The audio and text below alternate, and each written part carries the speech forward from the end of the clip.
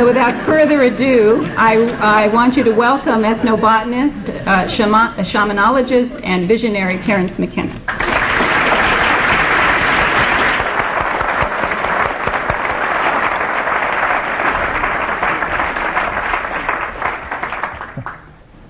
Well, it's a pleasure to be in Southern California and in Claremont addressing the Jung Society. Before we get into the main body of all this, I will personally introduce myself to some of you who may not know me. I started out my academic career as an art historian with a major in Asian languages, and that took me to Asia and sort of disillusioned me with traditional spiritual approaches in the Asian style. And I reconnected then with my childhood love of nature and pretty much abandoned the humanities and went into the sciences. But by then it was too late to become a real scientist, and I was too tainted by my time again among the poets and the artists. So I had to become a very soft, hard scientist. So I got a degree in conservation of natural resources, about as soft a science as you'll ever hope to touch. And I did a lot of traveling around looking for a viable, vibrant, numinous approach to spiritual reality, and the only place I found it was in the Amazon basin, where, as you know, there are extremely archaic groups of people who never submitted themselves to the historical process the way the peoples of the Middle East and Europe did. And there flourishes, through the use of chemically complex plants, techniques and traditions for accessing a world invisible to the rest of us, a world of forces and information that is transhuman, supernatural, if the word means anything. But this supernatural dimension is anchored in the plants that live in our world. And my brother was a botanist, and I had botanical training. As we studied the psychoactive plants of the world, especially the New World tropics, where they seem to be concentrated, we were simultaneously exalted by the realization that we had found a doorway, a real doorway into hyperspace, and at the same time tremendously upset and alarmed by the fact that this doorway is in the process of being dismantled by the forces of human ignorance that are not even aware of its existence. So this was the impulse behind the decision on the part of my partner Kat and I that these plants must be saved. They must be preserved in germplasm repositories or botanical gardens or something like that, toward a day when they can be studied and the power, the dimensions within them, can be given their real weight. So to this end, we founded a botanical garden in Hawaii that is specifically dedicated to preserving plants with a history of shamanic importance.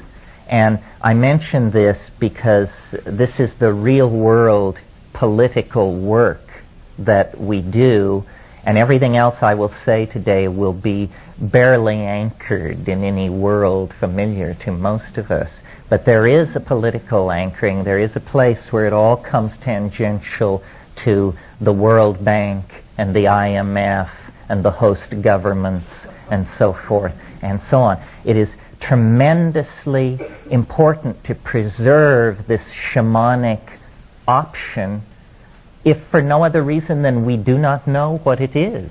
We do not know what it is.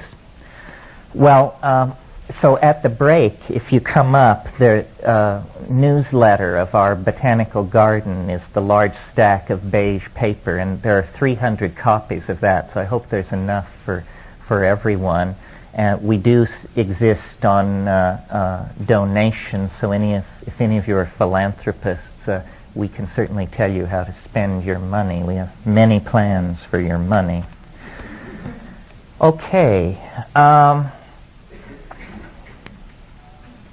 I wasn't kidding about what an honor I think it is to address the Jung Society. At one point in my life, my greatest desire was to become a Jungian analyst.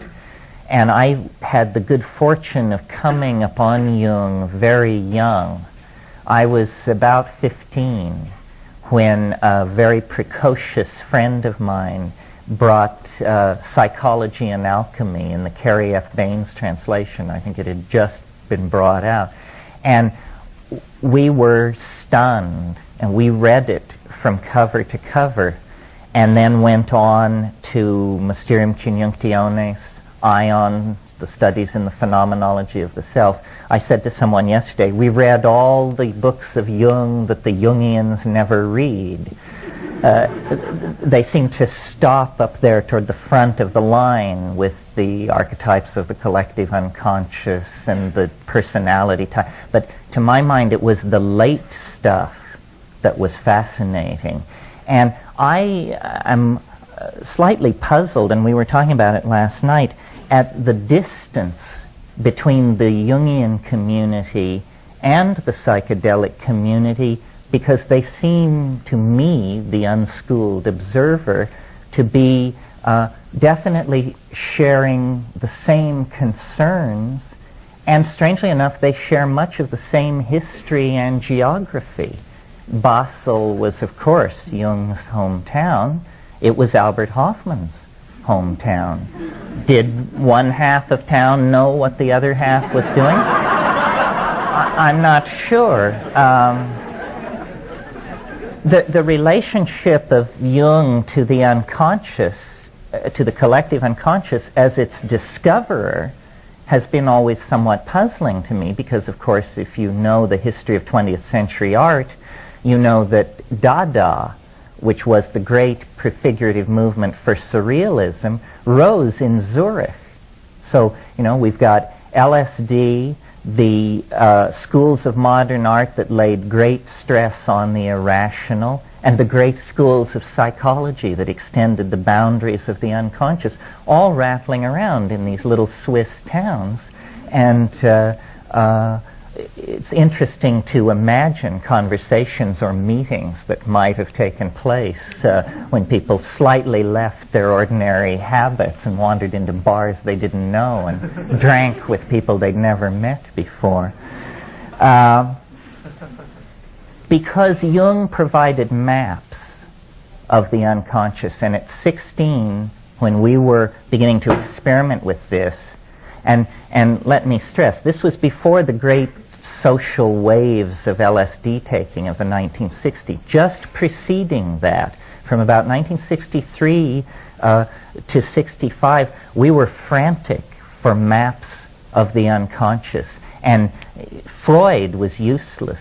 I mean, the notion that the contents of the psychedelic experience could be reduced to what Freud called day residues and repressed sexual desire and stuff like that didn't wash. Within 10 minutes you could tell that was not a serviceable metaphor. Jung, on the other hand, offered a vast pantheon of gods and archetypes and psychic complexes forgotten or abandoned. I mean, I thought of Jung basically as what I call a noetic archaeologist. Someone who goes with toothbrush and nut pick to dig away the detritus from the bones of vanished idea systems. And if any of you have ever read the works of Jung in the Bollinger set, you know that the richness of it is all in the footnotes. I mean, here was a man who raised the footnote to a high art and who was aware of a literature that nobody else, to my mind, seemed to know about. That Jung's references reach 1,000 years deep into the past with great density of reference. I mean, this is where I learned about Macrobius and Dositheus and Dionysius, the pseudo-Areopagus, and all those folks that you just never hear about. It was my introduction to the underbelly of Western civilization was through Jung. Well, to my mind, and now I'll theme this in to today's theme, I think Maria mentioned that Jung did not have a lot to say about shamanism. He came to it late in his life, and he had already worked through the exegesis of the symbol systems of the European mind, and so he was sort of content to indicate shamanism as an area where more work was to be done. And then the great follow-on scholar was Merciliade, who then actually studied shamanism, showed what its archetypal underpinnings were in all times and places, and the combination of Jung and Iliade, I think, pretty much delivered us as firm a map of the psyche, as dependable a map of the psychic geography as we can expect to have until we make the trip ourselves and readjust the landscape with our own notes and observations. For Jung, the great path into the unconscious was alchemy. And alchemy is an interesting pivotal domain, because I think we could, in a way, say it lies halfway between the concerns of an archaic shamanism and halfway between the concerns of a quasi-scientific psychedelic attempt to explore consciousness. Merciliade wrote a brilliant book on alchemy called The Forge and the Crucible, which is the bridge to show you how you go from Jungian psychology into an understanding of alchemy that approximates Iliade.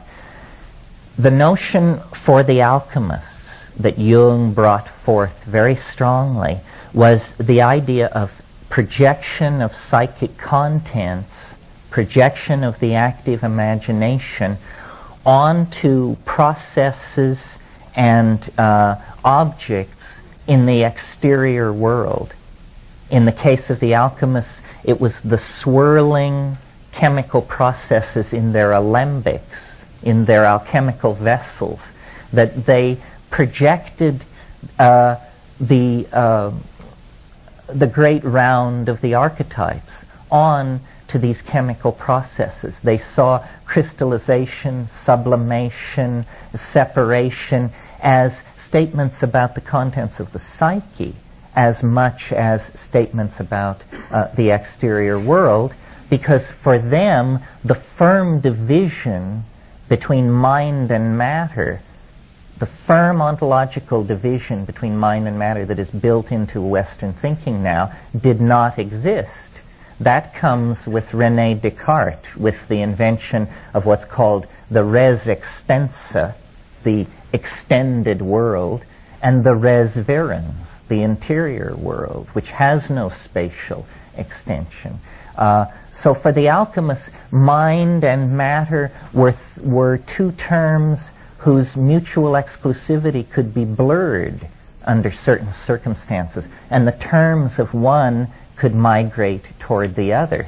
Well, now we as moderns ordinarily only experience this state when we are intoxicated by hallucinogenic drugs, or when we are in a state of severe psychic weakness, when there is then overwhelmment from the unconscious that is not not with the permission of the ego, as happens in the psychedelic experience.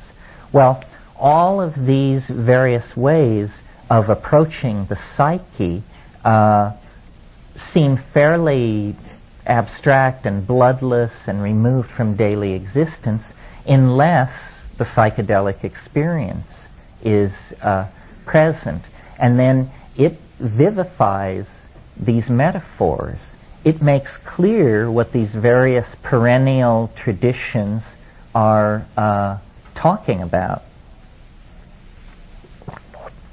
So what I thought I would try to do today, and you're welcome to try and steer it other directions in the question and answer period, is the workshop is Sacred Plants as Guides.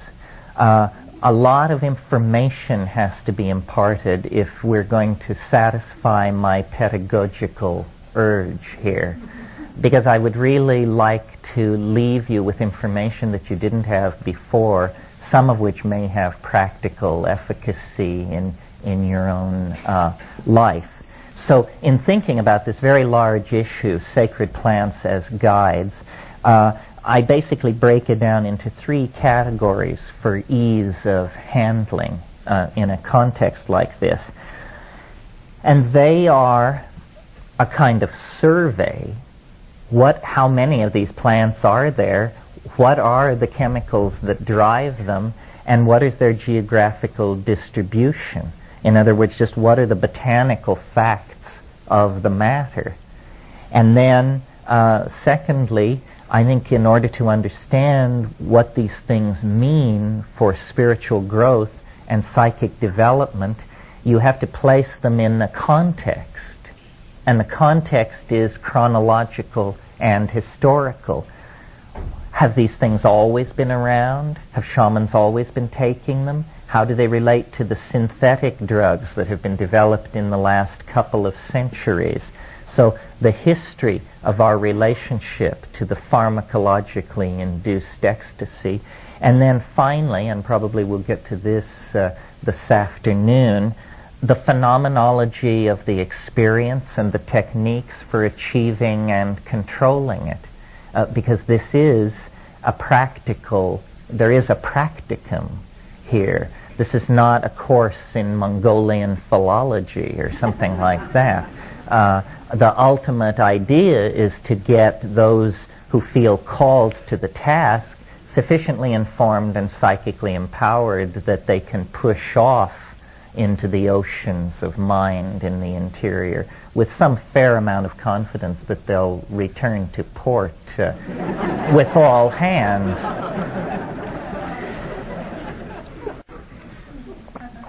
Let's start sort of with a survey. Let me see, I'm going to talk until 11:30. So let's start with the survey then, and just talk about what the options are. And this will be sort of unstructured and conversational with forays into other areas.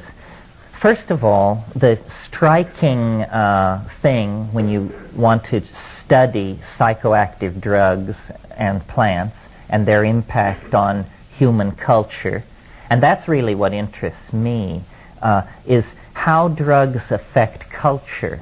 After I went through Jung and Iliad, my next port of call was McLuhan. And I absorbed very deeply the notion that media structure civilizations in ways that the civilizations are never aware of. And Jung, of course, talked about print and manuscript and electronic culture. He did not talk about drugs. But drugs are a form of media because information travels through the drug to the mind. That's a medium of communication. And various societies wear drugs like clothing with no awareness of their existence at all, somewhat in the way that a fish relates to water. So that, for instance, if you're in Dublin, you are swimming in the ambiance of an alcohol culture. You don't have to be drunk to be in Dublin, although it helps. But the entire society is premised on the possibility. You see, the entire society is premised on the possibility. In India, the entire society is premised on the possibility of hashish intoxication, and social mores, building design, everything takes account of this. Cultures don't see this. We do not think of ourselves as a meat, sugar, alcohol culture. People do not walk around saying, oh wow, I'm so high on meat, alcohol, and sugar, you know, I can hardly stand it. But they are. And certain consequences flow from that. So as I make my way through this survey, you need to bear in mind that a culture takes its tone, its clothing, from the drugs that it admits, and you can know a great deal about a culture from the drugs that it excludes, the drugs that it excoriates and fears, because various drugs accentuate and suppress different parts of the psyche. So these are statements about anxiety, about various parts of psyche. The striking thing when you set out to do a cultural survey like this is you discover that our culture, the culture of Europe, for most of us, some of us are black, some of us are Asian, but largely the roots of American culture lie in Europe. This is the most pharmacologically impoverished cultural area on the entire planet. It has the longest history of disconnection from any kind of ecstatic intoxication. And the cultural forms of Europe, linear, abstract, narcissistic, and promoting of male dominance, are, to my mind, exactly what you would expect in a culture long deprived of the boundary-dissolving, numinous encounter with the vegetable mind. So a lot of the cultural problems we're dealing with are based on the fact that we as Europeans have no place for drugs. We don't really know quite what to do with that. As you move south from Europe into the continent of human origins, Africa, you discover that while Africa supports a tropical ecosystem, which, because that means increased speciation of plants, you would think would indicate an increased number of hallucinogens, Africa is surprisingly poor in hallucinogens. This is not well understood. As we go through this survey, I will make reference to numerous unsolved mysteries in the field. And I always try to do this because I'm hoping that there are graduate students listening who are looking for research topics. And there are numerous research areas where important work can be done. One of them is this question of the poverty of hallucinogens in Africa. Why? Does it have something to do with the extreme length of time that Africa has been subject to human impact? Probably, because Africa is species poor generally for a tropical continent. However, in the interest of thoroughness, there is one hallucinogenic drug complex that should be mentioned because it raises issues that are important for the broader context, and that is ibogaine, or Tabernantha iboga, the so-called Bawiti cults of Zaire and Gabon. Now, this is the psychedelic about which we in the West probably know the least. It has spawned no waves of social hysteria. It has not been the subject of pogroms or media freakout. It's a powerful hallucinogen, and it's not only a powerful hallucinogen, but it has a component of sexual excitation to it, which is ancillary and unusual. If you actually have ever looked into the subject of aphrodisiacs, the truth is very interesting. There are things which cause genital itching and prolonged erection and so forth, but a true aphrodisiac, a chemical which would impel you to want to have sex, there's nothing quite like that, except this Tabernantha iboga is very interesting. We tend to think of an aphrodisiac because we tend to break our heart away from our genitals as a kind of cold thing, I think. But when you talk to these people who are taking ibogaine, they don't talk about aphrodisiac. They say this causes open-heartedness, one-heartedness, they call it. And one-heartedness is what they are striving for in the Bhawiti cult, and they achieve it. And they achieve it, and it allows them to resist cultural incursions by Christian missionaries. Bhawiti is the main cultural force that is holding back conversion to Christianity by these people. Fang culture, the people who are using this ibogaine, it's an interesting culture. There's a great deal of anxiety in Fang culture about divorce and relationships between men and women. Divorce is very easily obtained among the Fang, but it's always followed by extremely lengthy and protracted negotiations with the family of the divorced partner about return of dowry. And a huge amount of neurosis and agony and murder and violence goes on over these dowry return negotiations.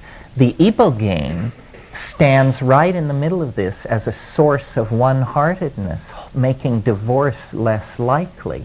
So it's very important as a force for social cohesion. And I mention this because when we reach ayahuasca, we will see, when we reach South America, we will see ayahuasca functioning not as an aphrodisiac or a thing to unify couples, but as a kind of telepathic pheromone that unifies whole small tribal groups together into a one-hearted, one-minded modality. And if we get into a discussion of the possible evolutionary impact of hallucinogens, we'll see that it always lies in the direction of these collectivized states of mind and dissolution of boundaries between people.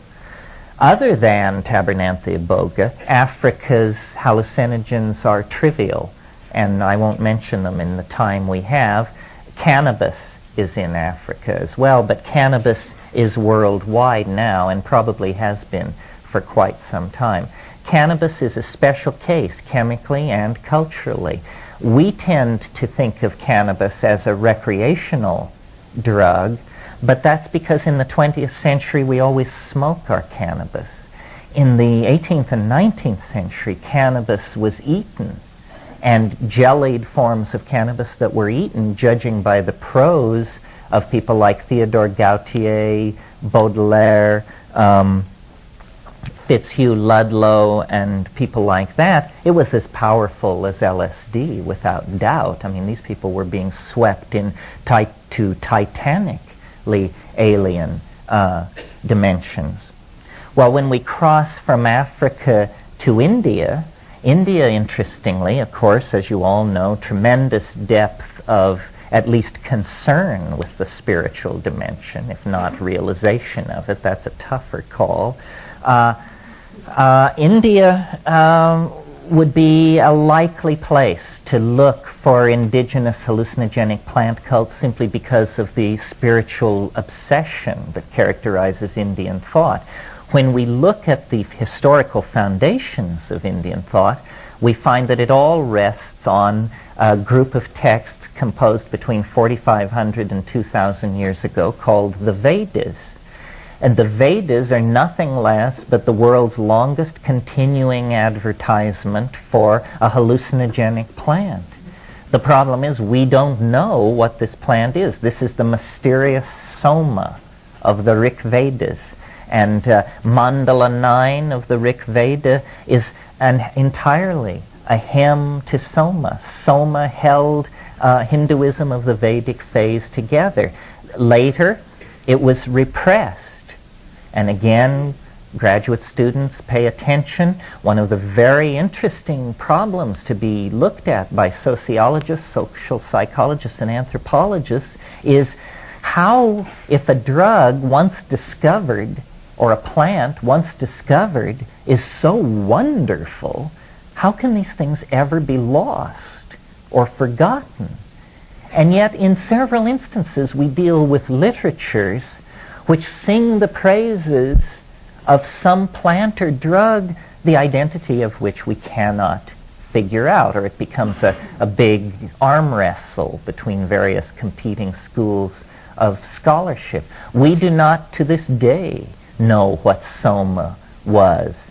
Gordon Wasson, who some of you may know as the discoverer, the modern discoverer of the mushroom cults of Mexico, founder of the science of ethnomycology, believed to his dying breath that soma was Amanita muscaria, the red-topped, white-speckled amanita.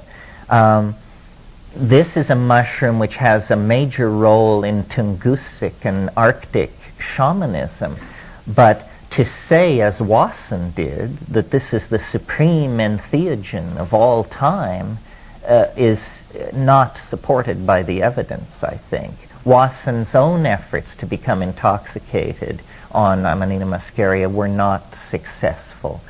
My efforts have not been successful. Occasionally you will hear anecdotal evidence. Someone will tell a story about eating Amanita muscaria that obviously they had a staggering breakthrough, to a rupture of plane, as Merceliod in his wonderful phrase. But it's extremely undependable. And when you look at the botany of Amanita muscaria, you discover that its chemical constituency is seasonally variant, genetically variant, geographically variant, and so forth. So often, I think, as we gain understanding of a given shamanism, we will see that it depended on an extremely deep local knowledge. And if you take what a Yakut shaman says about Amanita muscaria and attempt to apply it in the national forests of New Mexico, you know, you could end up with a tag on your toe. These things this kind of information doesn't travel well. One of the, you know, there are old shamans and bold shamans, but there are no old, bold shamans.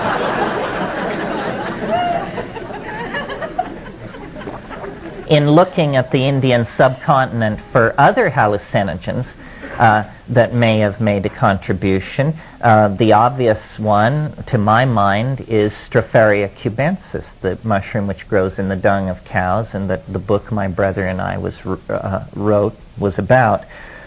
Other possibilities, some of you may know that there are a family of the Argyria family of morning glories, an Asian family of morning glories distributed from India to Micronesia.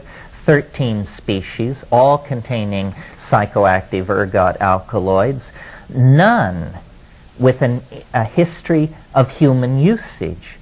Now, this is another area which really fascinates me.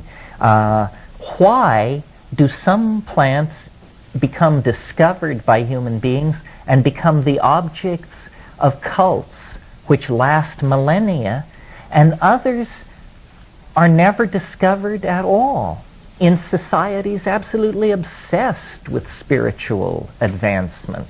This Argyria nervosa is a perfect example, because you take the seeds are the active part, and you don't need much of this thing. You need 4 or 5 seeds, less than a tablespoon of plant material, which I would bet would make it per unit volume probably one of the most powerful hallucinogens in nature.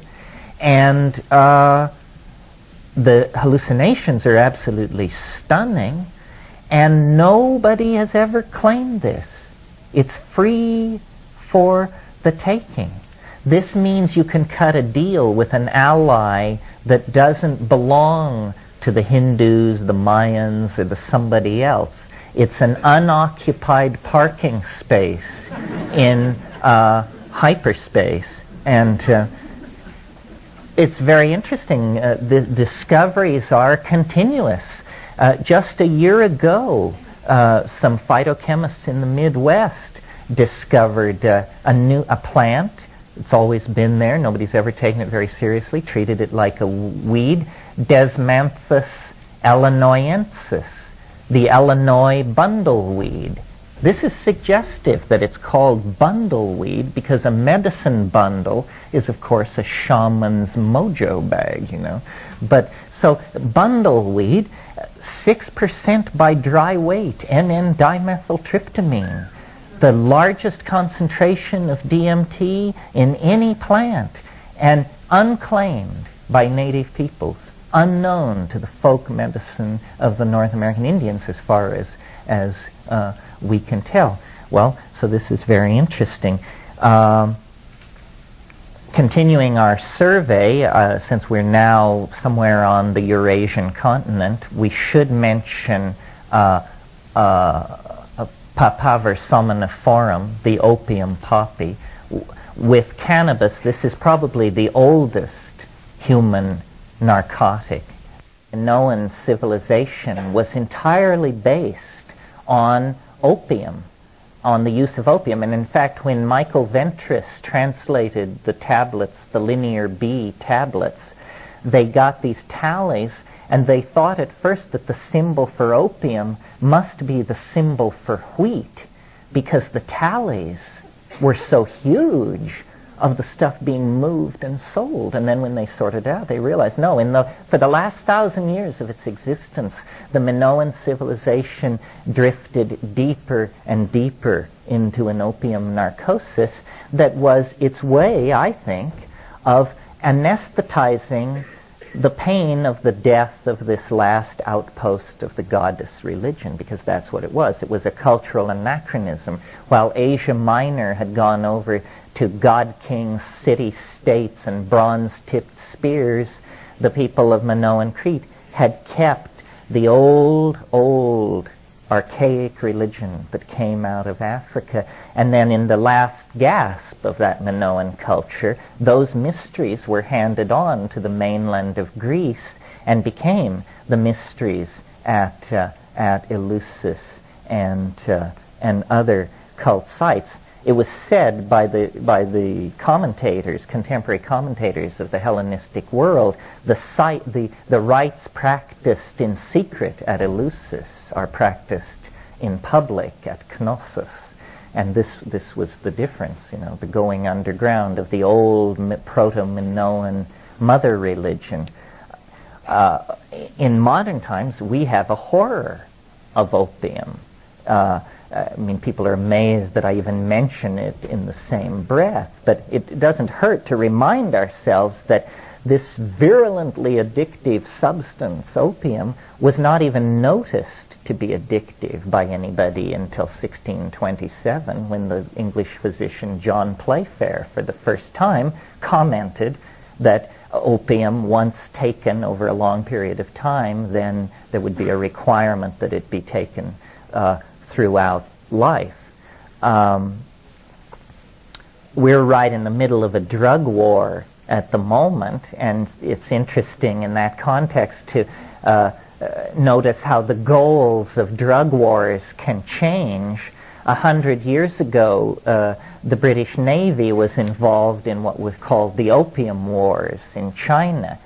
Very few people in the modern world have bothered to inform themselves to find out that the Opium Wars were about the right of the British government to deal opium.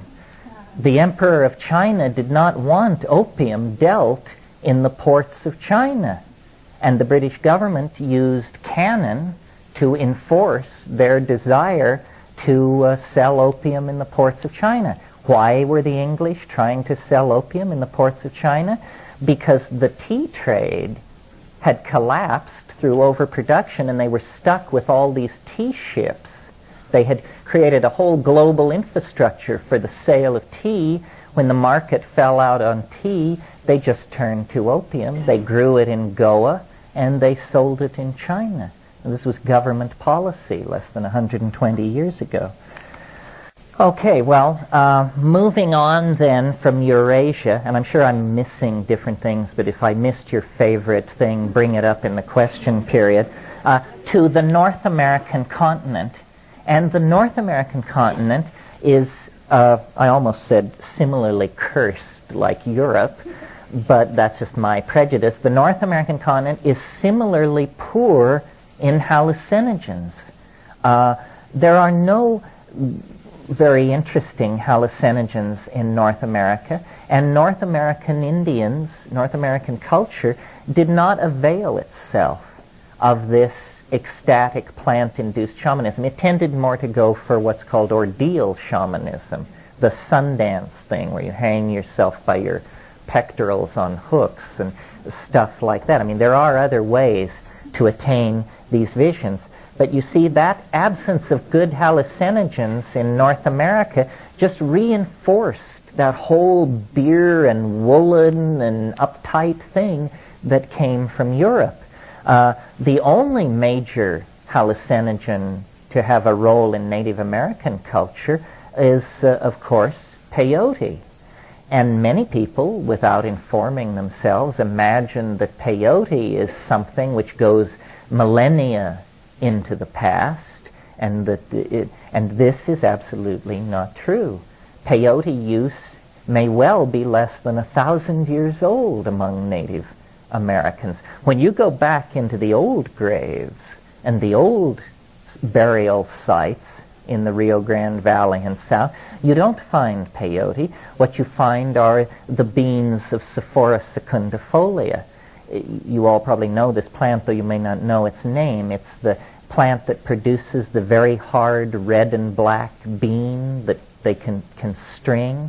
If you all know what collarines are, these are erythrinas, which are related to these things. Okay, that stuff contains cytosine and cysteine. These are what are called ordeal poisons. And it might be worthwhile to just talk for a minute about ordeal poisons. I said there's more than one way to skin a cat. There's more than one way to have this experience that shoves you through to an awareness of the numinous. That's what we're trying to do, is have an awareness of the numinous. Well, in certain parts of the world where hallucinogens were not present in the biome, people concentrated on ordeal poisons. And what an ordeal poison is it's a chemical compound that you take it and you think you're going to die and you beg for death and you do not die. You get better. You're fine. And you're so damn glad to be alive that you undergo an abreaction. You get straight. You shed some of your complexes and you turn over a new leaf. Is what it is. Well, in Madagascar, these ordeal poisons have been brought to a high state of perfection. Also in Malaya, there's a poison complex that replaces a hallucinogenic drug complex, and these are horrific poisons. So what apparently was going on in the Rio Grande Valley was, after centuries of this Sephora secundifolia cult, someone discovered peyote and said, "My God, thank God." And then the other plant which was big in the Southern California, northern Mexico, and across the Southwest were the tropane-containing daturas, the so-called Tolach religion of Southern California. Well, these are deliriant confusants that are, unless you have a psychic constitution that is not like mine, you can't take these things. They're I just found them confusing.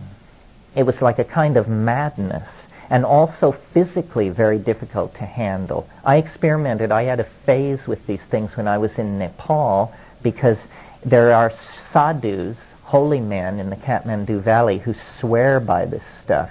And if you're in Kathmandu, you may notice in the gutter, well, you'll notice plenty in the gutter, but you may also notice these datura pods empty datura pods, and I noticed them and started asking questions, and then out at the King's Game Preserve past Pashupatinath, I found a bunch of these things and laid in a supply. And but it is an occult, watery, it's a dimension of confusion, not a dimension of high awareness. And I think some of you have heard me tell the story about the reason I gave it up was an Englishman, a friend of mine who lived in this little village in Nepal where I lived. He was also experimenting with this stuff. And one day I was buying potatoes and tomatoes in the market, and I ran into him, and we started having a conversation. And in the course of the conversation, he revealed that he believed we were in his apartment. And then I knew that we were losing hold on our grounding. So I don't recommend that. I don't have a whole lot to say about it. Apparently, it's a thing for magic, power magic, and I've never been particularly interested in that because I'm afraid of it. I'm a watcher. I like to look. I like to get very close to it and watch it, but I'm not into grabbing it or doing anything with it. I have a feeling that would lead to catastrophe for me personally. Okay, where are we now? Northern Mexico. Now we've gone all around. We started in Europe, we went down into Africa, across the Eurasian continent, North America, northern Mexico. Now things get interesting, because as you leave the Sonoran uplands and go south, in the Sierra Mazateca, it is this mushroom complex, which Valentina and Gordon Wasson discovered in the 1953s. 17 to 22 species, it depends on who's counting, of extremely endemic, meaning very localized species of mushrooms, all producing psilocybin, coincident with the Mayan, the cultural site of the Mayan, Mixtec, and Mazatecan civilizations. And this is psilocybin, an extraordinarily powerful, visionary, and benign hallucinogenic metabolite. Once the Wassons had nailed down this Mexican mushroom complex, then people started checking, and they discovered these mushrooms or conspecific species in many localities. Two that are worth mentioning are the Pacific Northwest, Oregon, Washington, and British Columbia, which appears to be the world center for species density of the psilocybin gene, and strangely enough, very good ethnographic research turns up no hint that these Kwakiutl, Shimsham, Tlingit, and other people had any hint of this. They lived in the center of the psilocybin distribution complex, and as far as we can tell, their shamanism, which was highly evolved, never discovered or made use of this. Not so these civilizations of Mesoamerica. The other place where these mushrooms have now been discovered, and the range seems to be extending every year, is Europe. The tragedy of European civilization is that the Logos was apparently there all the time. The English countryside, I understand, is now practically a scene of annual mushroom runs that are not unlike the lemming runs of Scandinavia, and everybody pours out to collect the semi-lanceata mushrooms. I've been told, I haven't been to these sites, but I've been told that Ionia, where the Book of Kells was composed and where St. Columba went, is covered with mushrooms. It's very clearly a mushroom ecology. Attention, graduate students, the tracing of mushroom motifs in European art and civilization and culture is an extremely rich, untapped field. If you need some clues, look at family escutcheons, look at family crests. In France and the Italian parts of France, the Morelli family has the Morel on their escutcheon.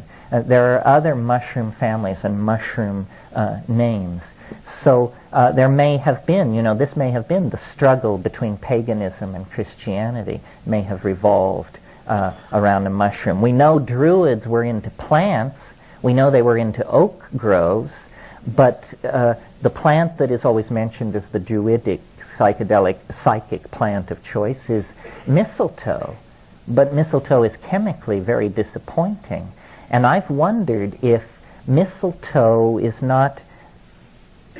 It wasn't the plant they wanted to symbolize. They wanted to symbolize the symbiosis of one plant upon another. It's that the mistletoe symbolizes epiphytic existence. Anyway, this is an untapped area. Once you get into the New World tropics, then you are in the great domain of the hallucinogenic plants. And no one knows why it is that the tropics of the New World are tremendously rich in hallucinogens. I mean, I don't know how many of you are botanists or biologists, but try to imagine figuring out a set of evolutionary constraints that were operating on one side of the planet but not on the other. When we take, for instance, the jungles of southern Colombia and compare them with, let us say, the jungles of New Guinea, these are both continental floras, both equatorial, both climaxed at a species-rich climax, and one has dozens of hallucinogens in it, and the other has none. None. This is not well understood. I mean, theories range as wildly as, obviously, that South America must be where the flying saucer landed. And, that's where the genes were seeded. I confess, I'm not sure why it is. At first I thought that it had to do with the extremely primitive state, so-called primitive, the extremely archaic state of culture in the South American jungles, that they represent a real Stone Age culture, where when you go into Indonesia, it may look primitive to you, but the Dutch were there before the English arrived in North America. It has had centuries and centuries in which these things could be forgotten. But of course, then come the botanists who care nothing for ethnographic data and who simply carry out plant surveys and chemical analysis of plants. They can't find these hallucinogens either. So this is a great mystery. In the tropics of Mesoamerica and the equatorial tropics of the New World, there's a vast panoply of hallucinogens, not only the mushroom complex, but then also this ayahuasca or yahe complex that we've referred to several times. This is a huge jungle vine. And as we cross into the yahe area, we also cross an interesting barrier, because we move from plants, single plants, which are hallucinogenically active, into the realm of preparations. We're on the threshold of the concept drug here, because what ayahuasca is two plants which are not active unless brought into combination with each other. One plant contains a monoamine oxidase inhibitor, and the other plant contains DMT, which would be destroyed in the gut if taken orally, unless it were taken orally in the presence of an MAO inhibitor. Well, this was not understood by Western pharmacology until 1956, but it was understood by Amazonian shamans millennia ago. So they bring these two things together, and by varying the ratio between the plant containing the beta-carbolines that inhibit MAO and the plants that contain DMT, they can intensify or de-emphasize the visions. Well, most of the most of the hallucinogens in the Amazon basin run on tryptamine of some sort, usually DMT.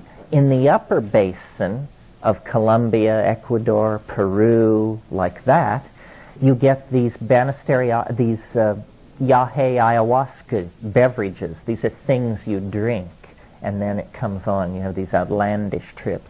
As you go down into the lower basin, the Banisteriopsis cult gives way to these snuff cults, Ibina and Niopo, depending on the languages.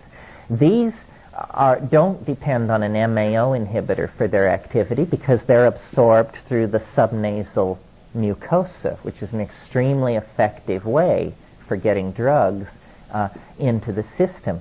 The problem with that complex, the snuff complex, is that we are just physically such delicate and wimpy people that we can't stand that route of drug administration, because what they do is they toast these seeds of Anodonanthera peregrina, this huge leguminous tree which is the source of the seeds.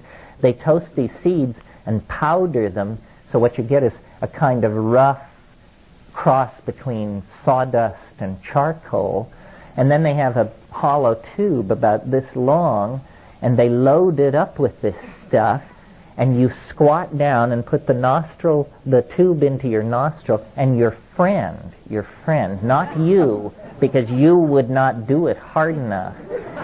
Your friend then takes a huge breath of air, and it's just like being hit in the face with a 2x4. I mean, it's like being hit in the face, and you fall over backwards, you scream, you salivate, you squirm around there in the dirt for a minute or two, and then you sit back up, and by that time, the tube has been reloaded for the other nostril.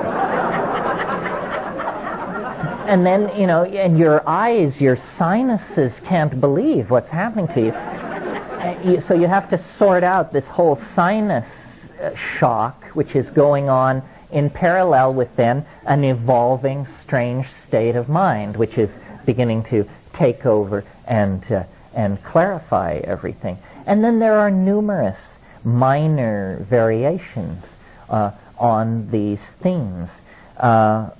Might talk just a little bit about the chemistry of these things and the chemistry of hallucinogens generally. My attitude toward this question of plants, compounds, drugs, should these things be used for spiritual growth? If the answer is no, then that finishes. You don't have to go any further. If the answer is maybe or yes, then other questions arise. Which compounds out of this whole survey, and at what frequency, and at what dosage, and under what circumstances? And over the years, I've sort of evolved a three-way test that I will share with you, because I think it's maybe operationally the most useful thing you'll hear this weekend.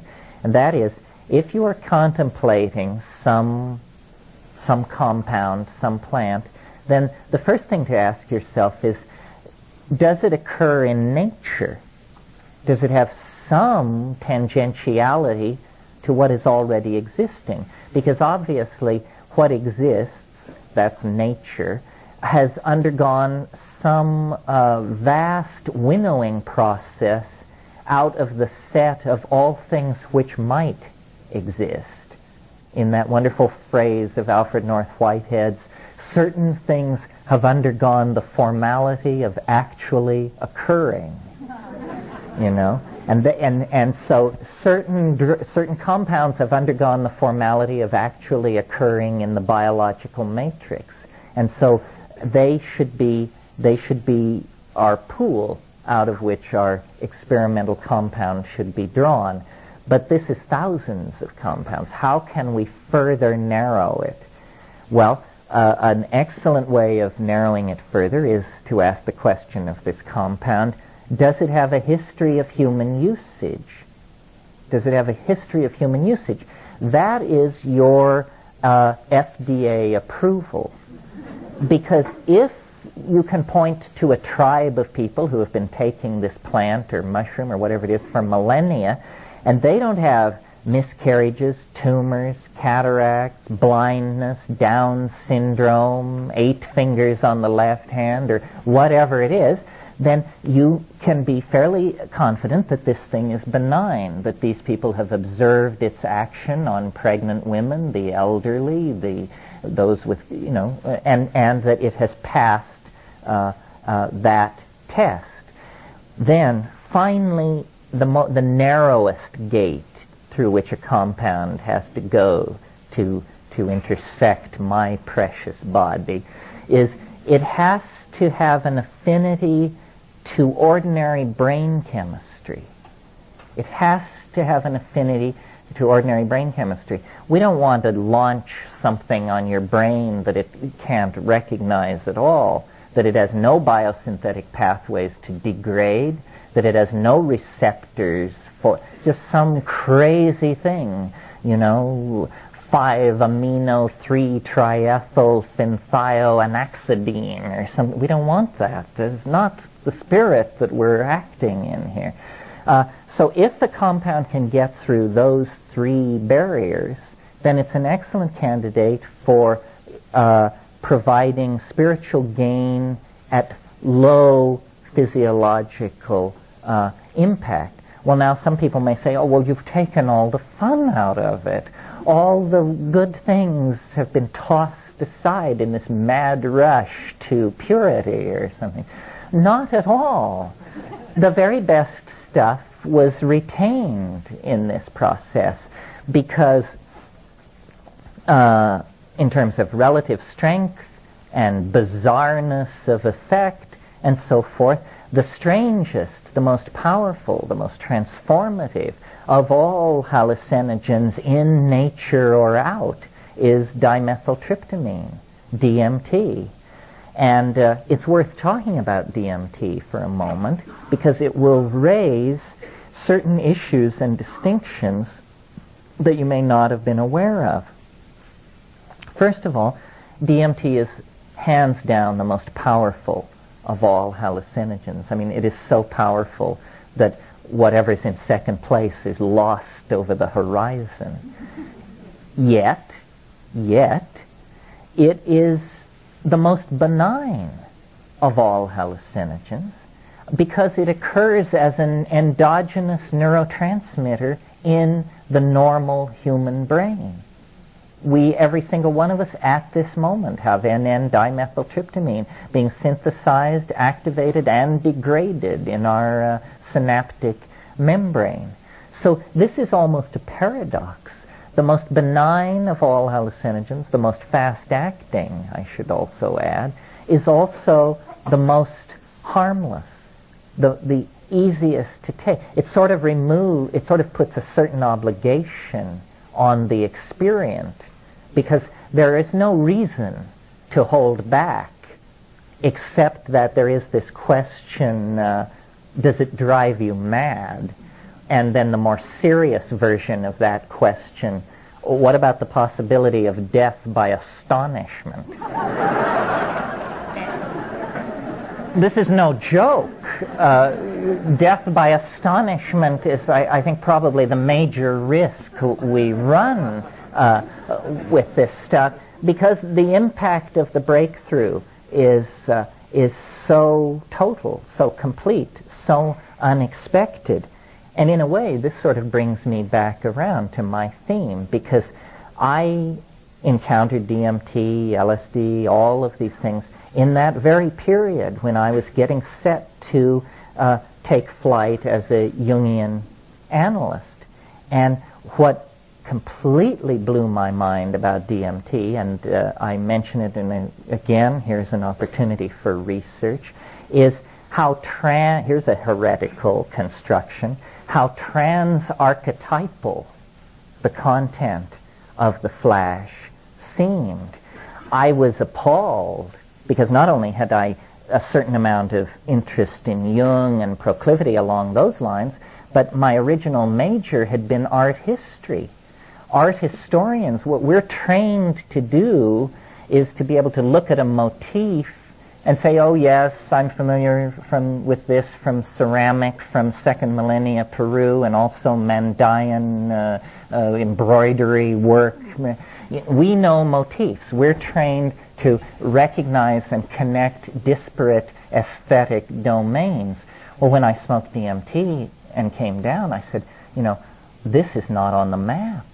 I can't believe it. This doesn't connect up to anything. How can there be domains of the human mind that do not announce themselves in folklore, fairy tales, dreams, or mandala painting, that are so removed from the ven of what is human that they are apparently not accessible in structuring our maps of ourself and our psyche? And that for me was the contact with what I call, and I didn't call it this, Rudolf Otto called it this, and this term influenced Jung, Otto preceded Jung, it is the wholly other. And if there is an archetype of the wholly other, then this is it. But perhaps the wholly other transcends the archetypes. This may explain to some degree Jung's interest in Gnosticism, especially the Valentinian school of Gnosticism, which holds, that there is a higher and hidden Father, all God, who is outside the machinery of cosmic fate. And it seemed to me that in those extremely profound DMT flashes, I was actually witnessing a domain outside the machinery of the archetypes, which is, for us as moderns, that's what the machinery of fate is. It's not zodiacal machinery. It's hardwiring in our psychology and our genes that gives us our fate. Well, so having said that, I've not only made the survey, but also brought us to, by ending with DMT, the subject matter of this quest. And I want to make it clear, I speak about the power of the psychedelic experience because I think people should be informed of their birthright. And I feel very antsy around the notion that someone might go from birth to the grave without ever having a psychedelic experience. It makes me as antsy as the notion that somebody might go from birth to the grave without having a sexual experience. It's a strange kind of protective denial, or a kind of expression of fear. This is our birthright. This is part of what it means to be human. These altered states of consciousness, I think, are pretty much scripted into the existence of women because most of them will give birth, which is an organically scripted psychedelic experience from which there is no escape unless, of course, you go for the drug knockout, the spinal, and then you miss everything. But biologically, physiologically, women are set up for this experience. Men are not. It's possible to build such barriers against overwhelmment that it never happens in your whole life.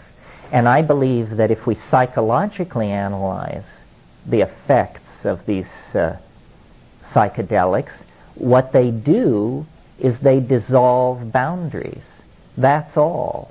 I mean, if you interview 10,000 people who've had a psychedelic trip, each one has their own hierophany, their own hieroskamos that unfolded for them, but the sum total of it is boundaries dissolve, and then whatever's on the other side of your boundary comes flooding in to claim you and to reshape and remake your psyche. Well, I see the entire illness of our civilization as an ego-inflationary illness.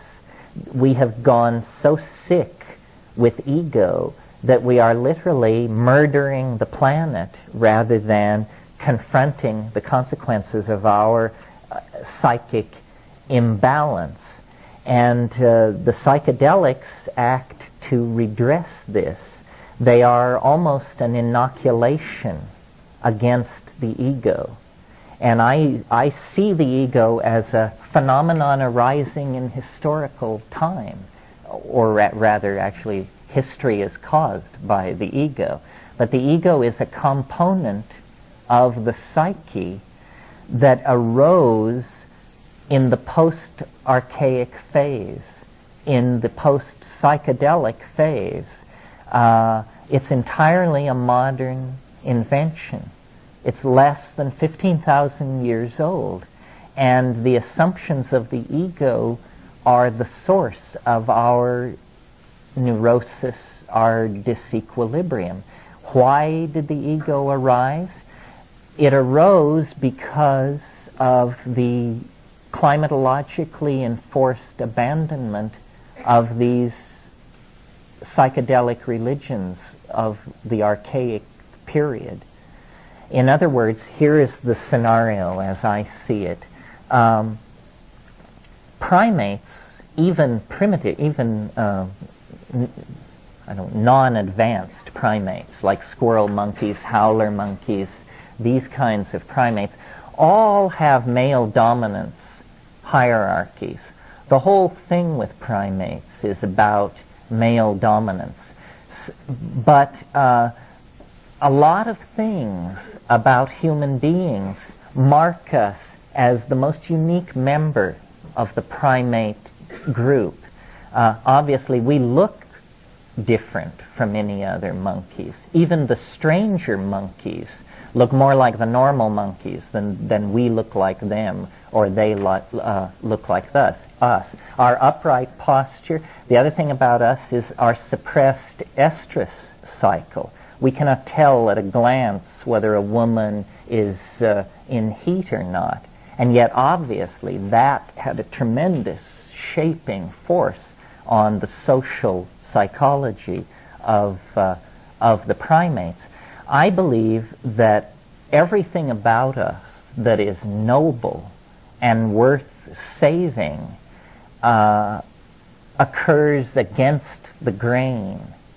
That if we had followed the grain, we would still be competing with jackals for the carcasses left by lions of large game kills on the plains of Africa.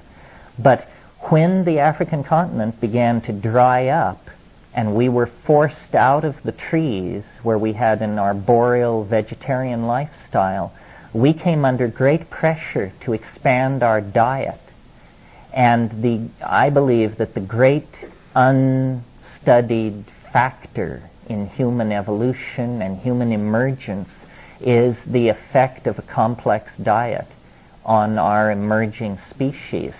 And it's not only the presence of hallucinogens such as psilocybin in the diet, but other things as well. Psilocybin is the most spectacular case, and if you came to see Darwin, you'd have to hear about evolution. So you came to see me, so you have to hear this little theory about human emergence.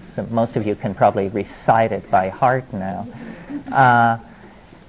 But it's a three-step feedback loop from a fairly bright monkey to a fairly stupid human being. And the way it works like this. These monkeys come down out of the trees. They're predating on kills of ungulate mammals made by lions. They're competing with jackals. They're testing all the foods in the environment. And lo and behold, in the manure of these ungulate mammals that are irradiating across the African continent, there are what are called coprophytic mushrooms. And the presence of large amounts of tryptophan in manure as a substrate means that these coprophytic mushrooms elaborate psilocybin. So here in this new grassland environment are the psilocybin mushrooms. Well, these proto-hominid creatures testing foods for their diet would reach the psilocybin and would test it. Well, then this three-part feedback loop to humanness then comes into play. And it works like this. very, very light doses of psilocybin, so light that you cannot an hour and a half or 2 hours later tell you've taken anything. You say, I don't feel it, I feel completely normal, I must not have taken enough. That dose, if you would submit yourself to being tested by an optometric apparatus, we could show you that your vision has improved slightly. This is an effect of eating small amounts of psychoactive amines, increase of visual acuity. Well, you don't have to be a rocket scientist to know that if you're a hunting animal competing in a highly competitive environment and suddenly somebody hands you a pair of chemical binoculars, you are going to be a more successful hunter than other members of your species who are not availing themselves of this food item. So there was reinforcement there. Aha, if we eat these mushrooms in small amounts, we will be more successful hunters. Or maybe it was never raised to consciousness as an if-then relationship. It was just, we eat mushrooms, we hunt well kind of thing. Then, if you eat slightly more of the psilocybin, if you bring slightly more of it into your diet, it's what's called a CNS stimulator, central nervous system stimulant. An effect of all CNS stimulants is what's called arousal. And arousal means simply that you can't sit still, you're very restless, you're very energetic, and often in the male animal you have an erection. It's an overall systemic arousal. And if you witness this situation in monkeys are very hang-loose kind of characters, and so then they just all fall together in a heap and make love. And this increases what anthropologists and primatologists like to call successful instances of copulation.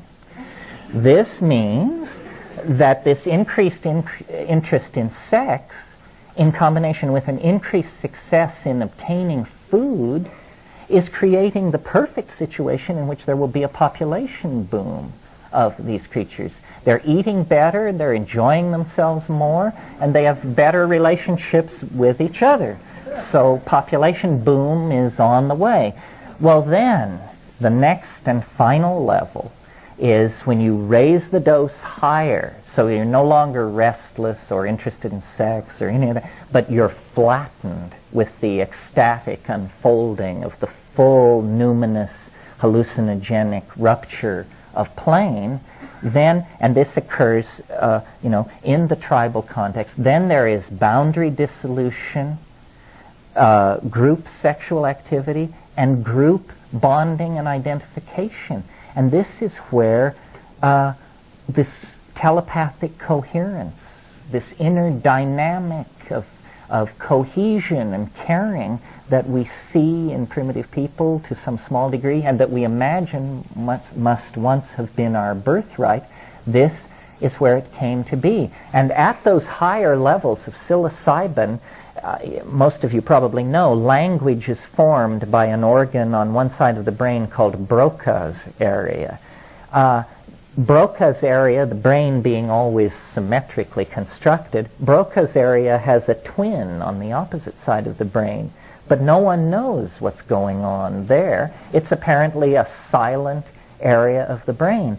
Well, when you take psilocybin, there is spontaneous linguistic activity, glossolalia. Henry Munn has written about this in his essay, The Mushrooms of Language. It's almost as though psilocybin is a pheromone that promotes linguistic activity, an effort to take verbal intentionality and connect it up to the ontos of being in some way. And then it's almost as though words are born out of you. You give birth to words.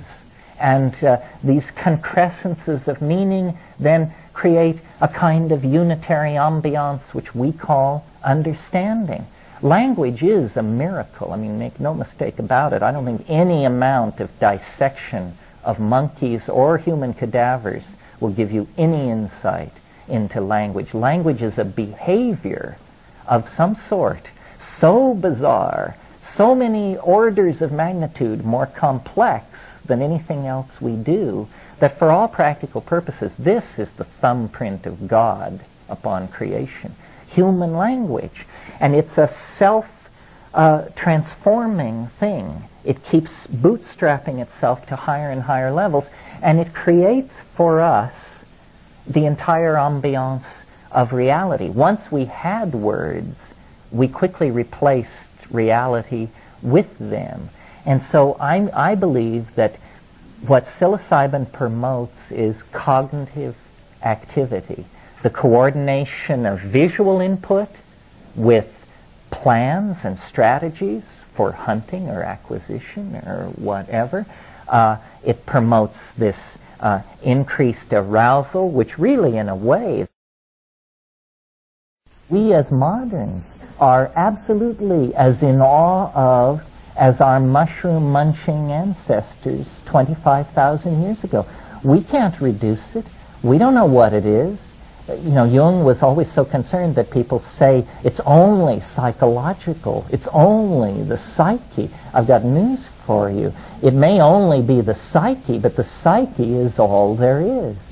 And as we came into a relationship with the mushroom, humanness emerged on the African veldt and was able to stabilize itself for a few millennia, and then we fell into history because of climatological change, for many reasons, but we literally fell into history. And now we operate in this lower domain, a domain of limitation, of misunderstanding, of low-grade languages, and we are neurotic, we are unhappy, we are dysfunctional, and I believe this is because our connection to the logos, to the informing voice that gives meaning to being, has been broken. Over 10,000 years, it's fallen away. And all we're left with is our spiritual yearnings, our nostalgia for paradise, and our pathologies. And, miraculously, we are left with the time capsule of preservation represented by the rainforest shamanic cultures that use hallucinogens. There lies our answer.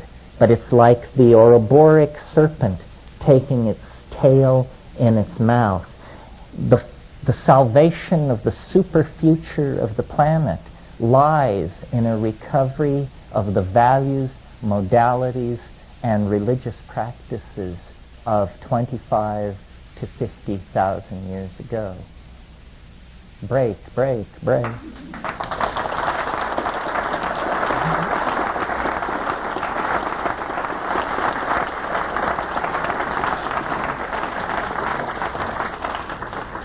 We haven't screened the pile, so we're just going to go through them, and I'll read them aloud. And normally I give long answers, but there's such a stack of questions here. I'll try and be General Neal and keep or General Brief and keep it Neal. Since DMT is present in the brain, does the introduction of excess DMT shut down the production of natural DMT in the way that the body stops producing opiates during opium usage? If so, what are the effects? Is DMT really so perfectly chemically benign? The first point to make is that many of your questions cannot be answered because research into these areas is not allowed. So often we can't answer your question. This question, does the introduction of excess DMT limit endogenous production? I can say with fair confidence that that's never been studied. My guess would be that it does not, because the DMT is in no sense of the word do you become habituated to DMT. I mean, a person who does DMT once a year is a fanatically heavy user, I would say. And the question, is DMT really so chemically benign? Again, this has not been studied the way you would study with rats and so forth to determine it. But experientially speaking, the amazing thing about DMT is the speed with which you return to normal. You return to the baseline of consciousness in under 10 minutes. Well, that tells you that the brain is very well able to deal with this compound. One way of judging how toxic a drug or a plant is to ask yourself the question, how long after I take it do I feel completely normal? And with DMT, you feel completely normal 15 minutes after taking it. It's the shortest recovery time of any drug. This question is concerning the bundle weed. While it does not directly meet the criteria of long-term use, is it to be considered safe? I'd say the way to answer that question is to do a chemical analysis of the bundle weed. If there's nothing present but DMT in it, I would think it should be considered safe. Now, there may be other compounds present. In South America, it's possible to contrast two plants, Psychotria viridis, which has almost entirely nothing in it except DMT as the portion of its alkaloid fraction, or Varrola carthaginensis, which is used in the making of snuff, and chemically it's a mess. It looks like they swept the floor. You've got NN-DMT, 5-MeO-DMT, alpha-methyltryptamine, monomethyltryptamine, 6-hydroxy-O-methyltryptamine. All of this you don't want. You want a narrow, surgical strike on the synapse is what you're going for, not splattering all kinds of junk all over the place. What is the best medium for psilocybin spore germination? Potato agar or what? The best medium is rye malt agar, no question about it. Go with rye, organic rye malt extract. In today's climate, talk about access to shamanic pharmaceuticals for the average person. This is the where do I get it question, dressed up in respectable terms. Well, without being too self-serving, let me say my brother and I wrote a book on cultivating mushrooms called Psilocybin, the Magic Mushroom Grower's Guide by Otios and O.N. Eric. I'm Otios, as you can see. And I really believe in growing mushrooms. If you are, as you sit here, not psychically strong enough or balanced enough to take psilocybin, then if you learn to grow it at the end of that process, you will be. Because growing the mushroom teaches you cleanliness, punctuality, attention to detail, steadiness, all of these virtues, which are the very virtues you need to travel smoothly in that dimension.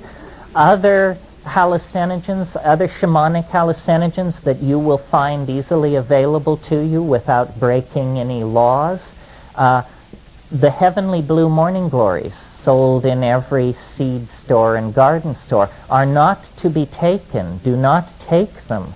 They have been dipped in a fungicide that will make you sick. Grow them and collect your crop and take that. And this is a major hallucinogen of great antiquity, extremely visionary. The Hawaiian wood rose. You can obtain this from people who make dried flower arrangements, often have these.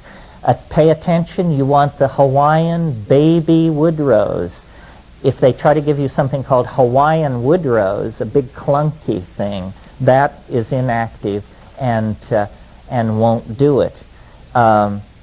The daturas are freely available. I do not recommend them. I recommend against them, but they're a common landscaping plant in Southern California, and the Jimson weed, of course, is growing out in the desert out around Lancaster and other places like that.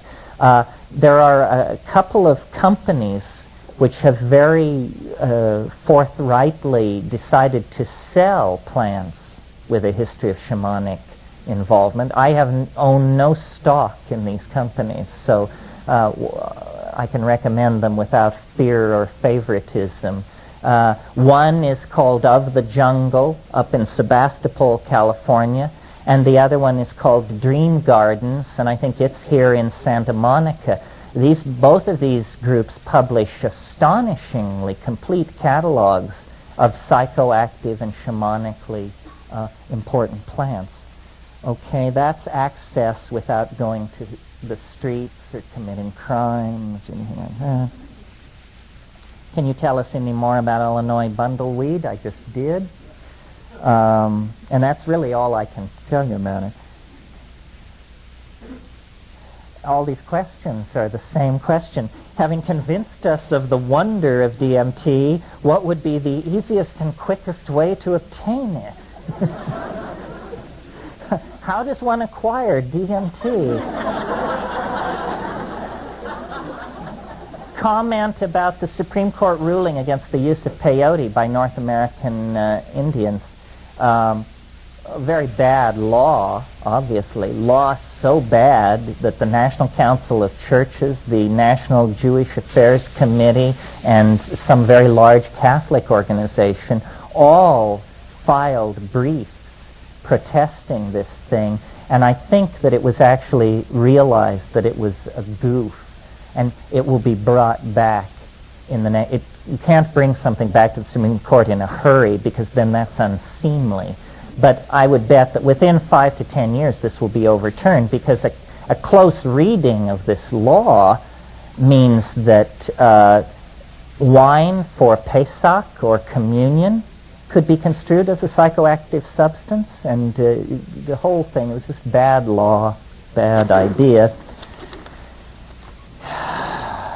Has consideration been given to the possibility that, in the case of certain plants which are recounted in writings, but the identity is unknown, that the reason they are unknown is because shamans purposefully kept their identity a secret? Perhaps such secrets are still being kept. This goes to this question I raised this morning: how can a powerful hallucinogen once discovered ever be lost? And I've only been able to figure out one scenario in which this could happen. It happens like this. People discover a wonderful plant that imparts visions or insight or something, and everybody takes it and enjoys it, and then slowly a hierarchy emerges, a professional class, priests, and only they decree that only they will be allowed to take it.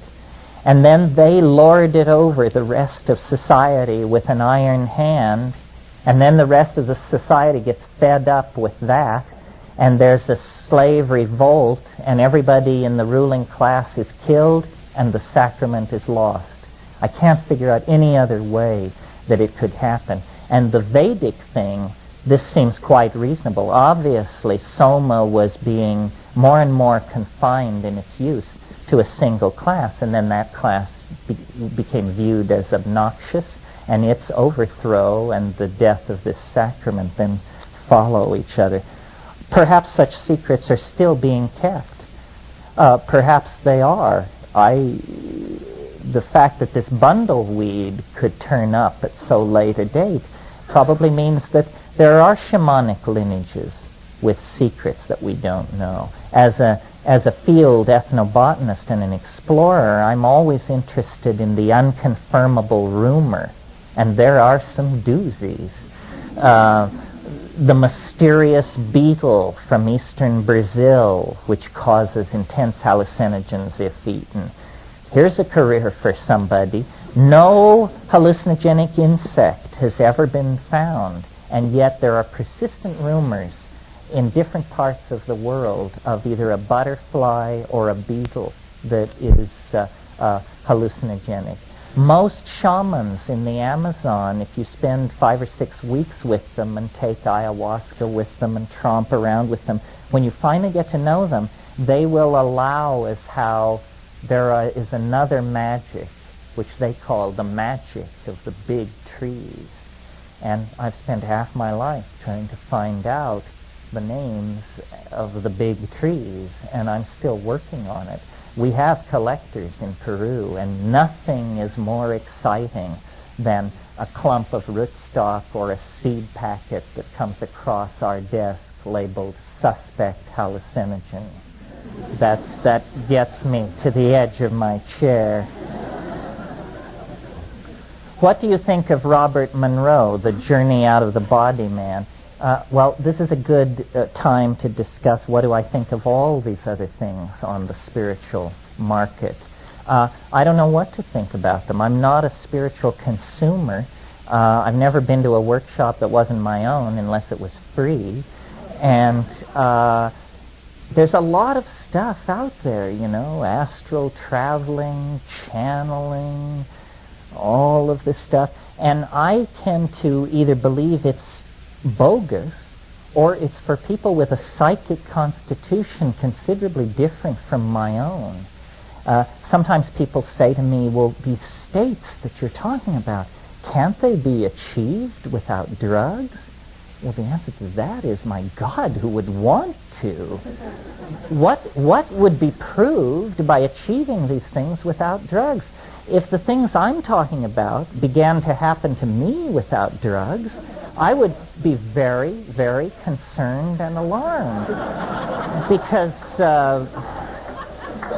you know, I just don't... and also, I think there's something to be said for admitting that we cannot do it alone. That if you want this spiritual insight, if you want the Gaian matrix to welcome you, then humble yourself to the point of making a deal with a plant. That's the key. You can't enter the bank without the key to the bank. The key to the bank is a plant. Jumping up and down outside the bank and exhorting the banker to recognize your inner worth and open the door is just not going to do it. I can understand that psychoactive alkaloids are a survival mechanism for the plants. Why is that effect psychoactive in man or perhaps animal? Well, first of all, maybe we have to argue with your premise.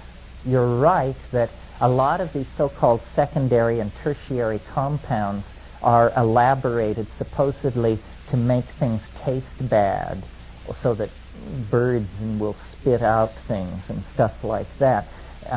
But on the other hand, they've studied this question fairly closely, and a lot of these alkaloids are produced specifically to attract animals, to bring them in to nectaries and as pollinators and that sort of thing.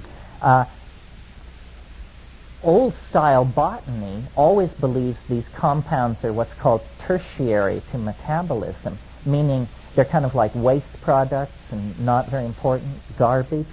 But when you look carefully at a psychoactive plant, invariably what you see is that the psychoactive chemistry is going on where metabolism is most active. This is an indication that actually these things aren't tertiary at all. They are doing something for the plant, but we don't know what it is. As to why they have this peculiar effect that they do in us,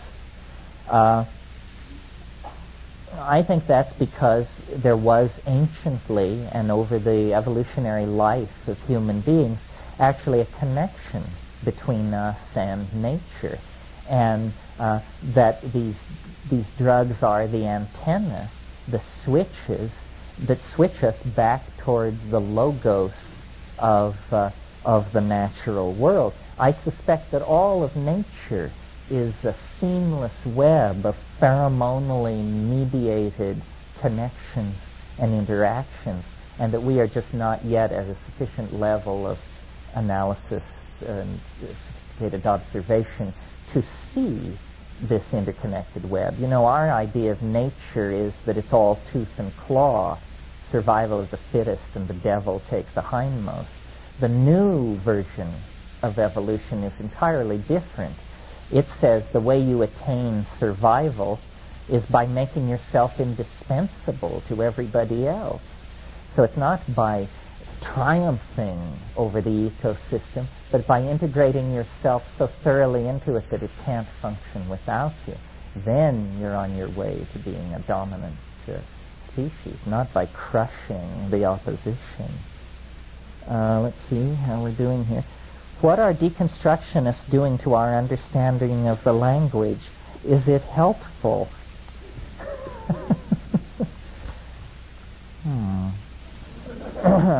By deconstructionists, I suppose you mean Jacques Derrida and that crowd. Well, I think deconstruction serves a very useful function. I think we are unaware of how thoroughly language is the medium in which we swim, how thoroughly our world is built of language.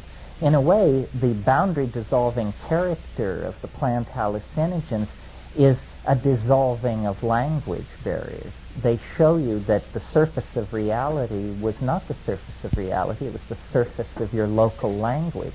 And now it's gone, and here is what lies beneath it. At what point in the evolution of organic matter on Earth do psychoactive plants appear, and why? Interesting question. If we're talking about psychoactive fungi, we're severely limited by the fossil record because no fossil mushroom has ever been found older than 40 million years. This is because fossil mushrooms are very soft-bodied, ephemeral kind of things. As primary decomposers, which is what fungi are doing on this Earth, it's reasonable to assume that they must have been here from the very beginning of the conquest of the land, but proof in the fossil record has not been forthcoming. Now, if we're talking about higher plants, flowering plants, which is mostly what we're talking about here, then no flowering plants existed before 65 million years ago. Flowering plants emerged out of the same catastrophe that destroyed the dinosaurs and set the stage for the emergence of the mammals. This is something people don't realize. Flowering plants are as recent as mammals. You know, if you look at if the period of life on Earth is visualized as a yardstick, the period of the flowering plants is the last inch and a half. And it's also the rise of the mammals occurs in that last inch and a half. So before that, the plant life on the Earth was of a very different sort, and we know nothing about its chemistry. Here's someone who asked a Zen question. What would make the present government interested in the study of psychedelics? I don't know. They could make a buck out of it. I don't think they're very interested in psychedelics. I don't think any political... What? CIA, they were very interested in psychedelics. Except that they abandoned it. Yes, MK Ultra, for those of you who don't know, stands for Mind Control, spelled the Southern way. Mind Control Ultra was a program the CIA pursued in the 1960s where they tried out all kinds of psychedelic drugs, and they also worked with it in combination with hypnosis. They were trying to make what they called the Trojan horse. This was somebody who would be an assassin but not even know it. And how far they got with all of this, we will never know, because of course it all disappears behind the walls of secrecy. But the declassified history of the CIA and LSD is very interesting. Some of you may know the book Acid Dreams by Martin Lee. Fascinating history of the way the government tried and really failed, I think, to use psychedelics. The government's initial approach to LSD was, this is great. this is a truth serum. We can give this to enemy agents and they'll tell us all we know. Well, a few months of following that path, they decided, no, this is an obscurity drug. We can give this to our agents and they can take it if they're captured and no one can learn anything from it. And, clearly this was not a fruitful path either. And I don't fault the government. I don't really fault the government for this. After all, the government is in the business of being the government. I don't think any institution can inculcate psychedelics into its own program because psychedelics destroy institutions. All institutions. I mean, it's like trying to move an acid around that corrodes whatever pipes you pour it through. And because the boundary dissolving quality of psychedelics is precisely the quality that government is involved in resisting. Government builds up labels, hands out role models, explains how everything is, and this stuff just then melts that back into a primal chaos. So it's pretty corrosive of any social values that don't arise spontaneously out of biological organization. It's anarchist. It's the acid of anarchy in a way. All right, we're never going to get through this list, but it's gratifying to know it's here if we need it. Here's a question about the time wave, which I'm going to skip because we're not talking about the time wave today, and pity the poor soul who's never heard of it. Know of any herbal sources to raise serotonin as a treatment for depression? No, I'm not. I don't know a lot about herbal medicine and that sort of thing, but raising serotonin level as a treatment for depression seems like a pretty good strategy. I don't know of herbs. Usually inhibition of serotonin is what's going on. And with these psychedelics, they do compete with serotonin for the bond site. That's what it's all about at the atomic level, is in your synaptic cleft. In the synaptic clefts of your neurons, there are what are called receptors. And if you were to fly down and look at these things, they look like complex locks. They're hooks, protuberances, little drawers, and fit in places. Well, then the drug molecule is carried into the synaptic cleft by the bloodstream, and it seeks to what's called occupy the bond site, or simply bond, and it's trying to fit in. Well, the normal thing which fits in those bonding sites is serotonin, but some of these hallucinogens are much better fits than natural serotonin. They are what pharmacologists say competitive at the bond site, and so they literally elbow the serotonin out of the way, and then they fit themselves into the receptor. Well, once the receptor and its agonist are in place, then the biodynamic, the bioelectric field of the synapse can be activated. Well, if you swap out serotonin for an exotic molecule like harmine or mescaline or something like that, well, then this shifts the mode of this molecular level electrical environment. And I believe that that is what then registers as a higher cortical experience that we call the trip. It's the experience of hundreds of millions of these introduced molecules displacing the normal serotonin and then broadcasting this signal in a slightly different way than it is normally perceived. So there's a molecular connection. There's a connection down into the molecular level. This will be our last one this morning. Language transcendence. Huxley, Jung, and others often mention liberating and enlightening epiphanies as beyond language and iconic imagery. You yourself mentioned this. Can you explain further the use of transcendental language? Yeah, and we might talk about that a little this afternoon. I sort of alluded to it this morning. My idea is that language is a process that is half completed in us as we sit here, and that language is really something which wants to be seen, not heard, but that we are on our way to evolving toward this visible language. And we currently are operating with these somewhat substandard acoustical codes where I make small mouth noises, they go through the air, they strike your ear, you look in a culturally validated dictionary. If your dictionary is like my dictionary and you understand what's in your dictionary, then we say we are communicating.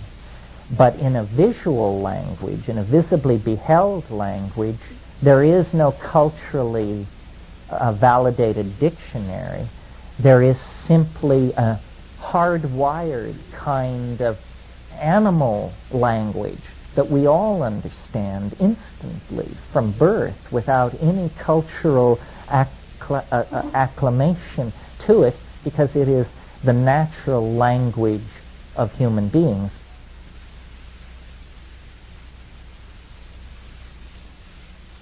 Of getting out, revealing, defining, refining this natural language. The place where the psychedelics impact upon us as social creatures is the language domain. I mean, you may have tremendous cacophonies and breakthroughs, but if you can't talk about it, or paint about it, or dance about it, or in any way communicate it to anybody, then it is not efficacious for the species. It's just your private entertainment. So the domain of language is where the collective impact is coming. And one of the things I think about psychedelics is that they are probably capable of helping us force the evolution of language, because we cannot move into the future any faster than our language of description for the future. So if we're interested in streamlining culture and getting away from this sort of random walk style of cultural evolution, then we have to look at rationally interfacing with the evolution of language. And maybe we can talk about that when we come back. Thanks very much. I appreciate your sitting for this.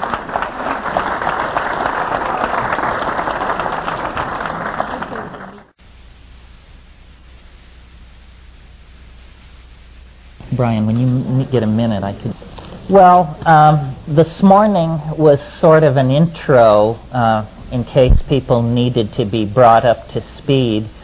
We discussed basically the distribution of these psychoactive plants with a history of shamanic use, and then discussed a little bit about the history of them, and I didn't really finish with that because I want to stress that this, I think what we talked about this morning is we got them all to a good place. We got them all to paradise in Africa with clear vision, much food, and plenty of horsing around. And then we broke for lunch.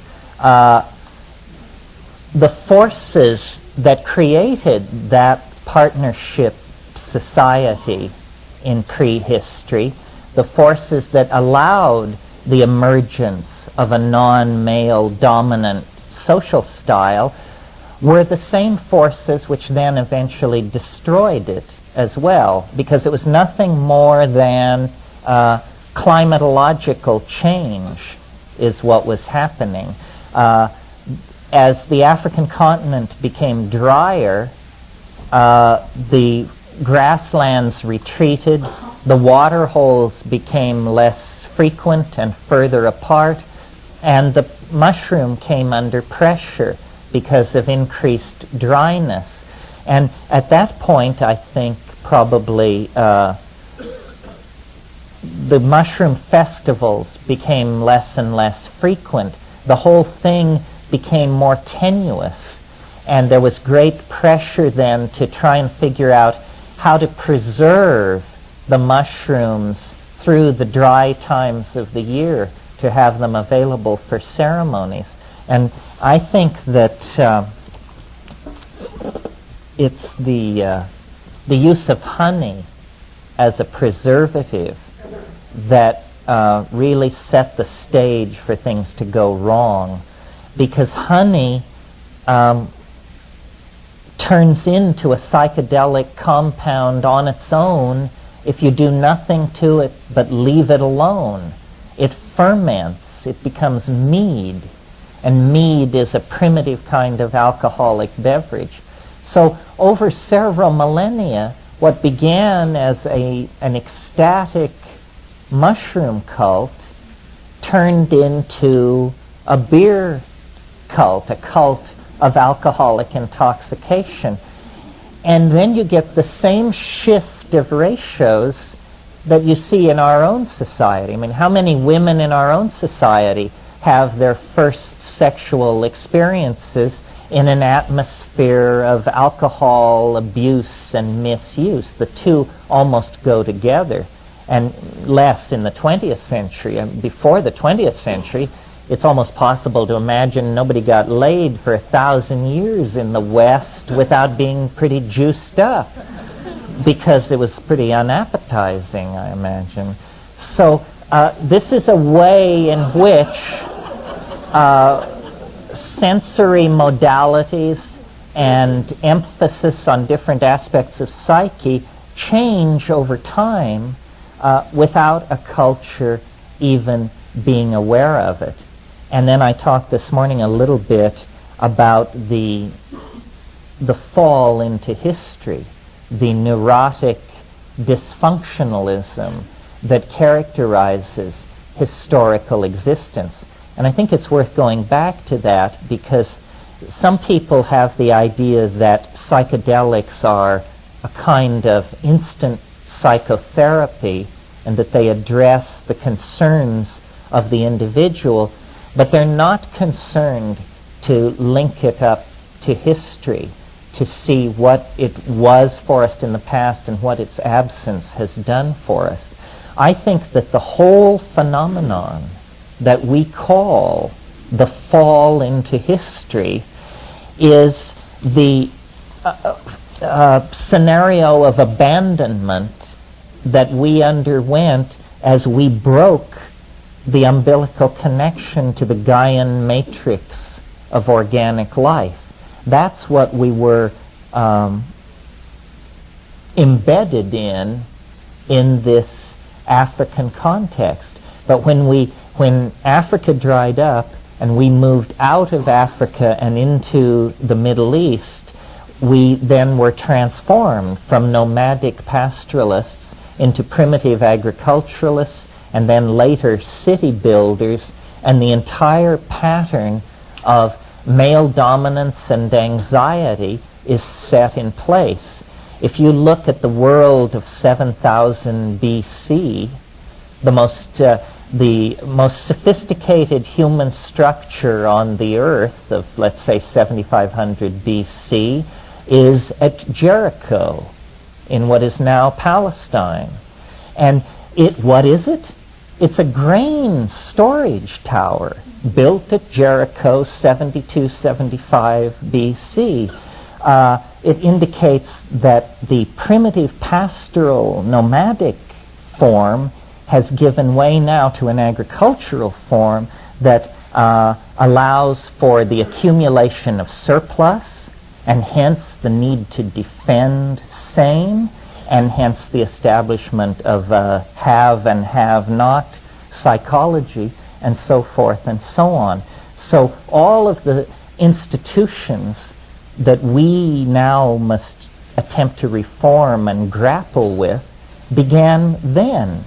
Urbanization, kingship, male dominance, representative politics, all of these things begin then and are further exacerbated a couple or 3,000 years later by the Western decision to go with a phonetic alphabet as a method of communication.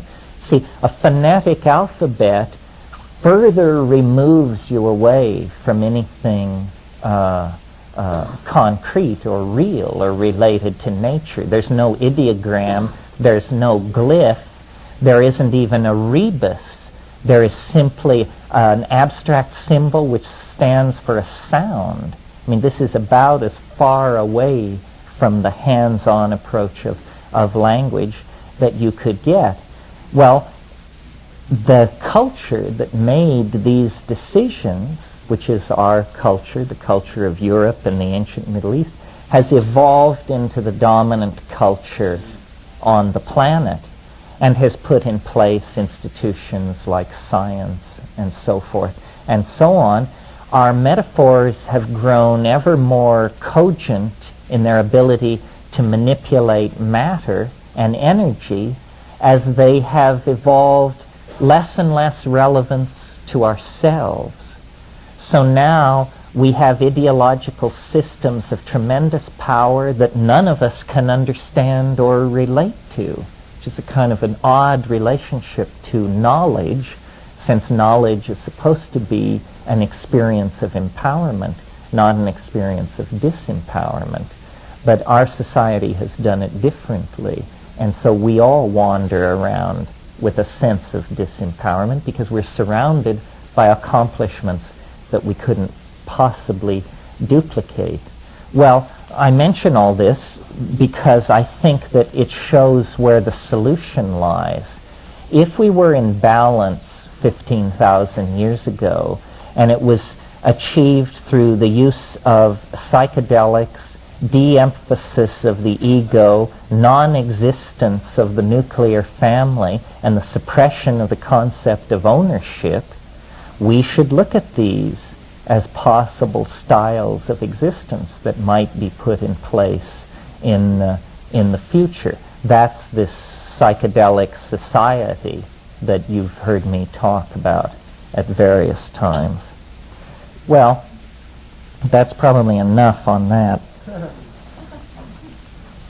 Oh, you thought so too. When I said we'd look at the geographical distribution, the history, and then the phenomenology, I thought that we would put most of the phenomenology of the thing in here, in this section, because it's important to establish just what we're talking about, and also to empower people to describe their own experiences, which are often so peculiar that unless there is a group such as this, a person tends to just define themselves as starkers. I mean, what else can you say about some of this? But, you know, if you're starkers and you get 10 people to agree with you, you're not starkers anymore, you're a movement. So I mentioned this morning about DMT, and I made of it the kind of paradigmatic compound because it's so brief, so natural, so powerful, so quick to recover from. And it's also a very good paradigmatic case when talking about what the psychedelic experience is like to have, because I think if you have the DMT experience on the way to the center of that flash, you'll probably have all the other ones. It seems to lie at the center of the mandala. The most startling thing about the DMT flash, and I mentioned this morning when we were talking about Jung, is how astonishing it is. That death by astonishment seems the major danger. And this is even if you're an art historian, a Jungian, an aficionado of symbols and so forth and so on. It seems to come from some dimension orthogonal to the human world. And it is not a unitary experience, the way the famous white light and all these other wordless, indescribable, elusive, mercurial things are. It isn't like that at all. It's extremely multiplistic, and it's extremely specific in its in its presentation. And when you smoke DMT, you have the feeling that you have burst into a place, that you have not had a psychological experience, you are not having a mental experience, you have burst into some kind of a space. And within that space, the first shock is that it's inhabited. And this is the shock I've never recovered from, because it was just the last thing I expected to find inside a chemical compound was the equivalent of a Bugs Bunny cartoon. It is inhabited by entities, is the only word to describe them. And they are, as I've said many times, they are like jeweled, self-dribbling basketballs. And there are many of them. And they come out of the background and they present themselves to you. They're literally vibrating up and down with excitement. They're faceted and rotating. And they see you as clearly as you see them. They even greet you. Some of you may recall the old Pink Floyd song, "The Gnomes Have Learned a New Way to Say Hooray." I think it's on Piper at the Gates of Dawn. It's the first album. Those Floyd fans were looking puzzled. It's because it was 40 years ago or something. Anyway, as you burst into this space, the gnomes say hooray. And they present themselves, and they are truly the gnomes of Central European fairy tales, archetypal gnomes. They sing, and out of their singing elfin chatter condense objects which look like nothing at all in this world. I mean, the closest I've been able to come to them are the eggs of Fabergé, you know, these constructs in sapphire and ivory and crystal and vitreous glass that the French designer Fabergé created. Well, these things are like that, but they're like that raised to some excruciating pinnacle of completion, because as they show you these objects, you know beyond any possibility of contravention that if a single one of these objects were to exist in this world, it would change this world forever. If a single one of these objects were to exist in this world, we would spend 1,000 years studying this object. The last time this happened was a guy gave a speech up on a hill about moral obligation. We studied it for 1,000 years. This is the same kind of thing. And these Fabergé hyperdimensional objects are themselves undergoing a dynamic transformation. They're not static objects like the Fabergé eggs. They are undergoing changes, singing, condensing other objects. These objects are crawling all over the ground in front of you, clamoring for your attention. Now remember, 12 seconds before you were sitting in a suburban living room somewhere grappling with some drug somebody wanted you to take. Now all that's gone, and here are these things. I call them tykes because I wanted to capture the sense of their childlikeness. I don't know why I called them tykes, actually. It just seemed like the appropriate thing. If some of you are classicists or students of the literature of the pre-Socratic philosophers, you might recall the 52nd fragment of Heraclitus, which says, the aeon is a child at play with colored balls. The aeon is a child at play with colored balls.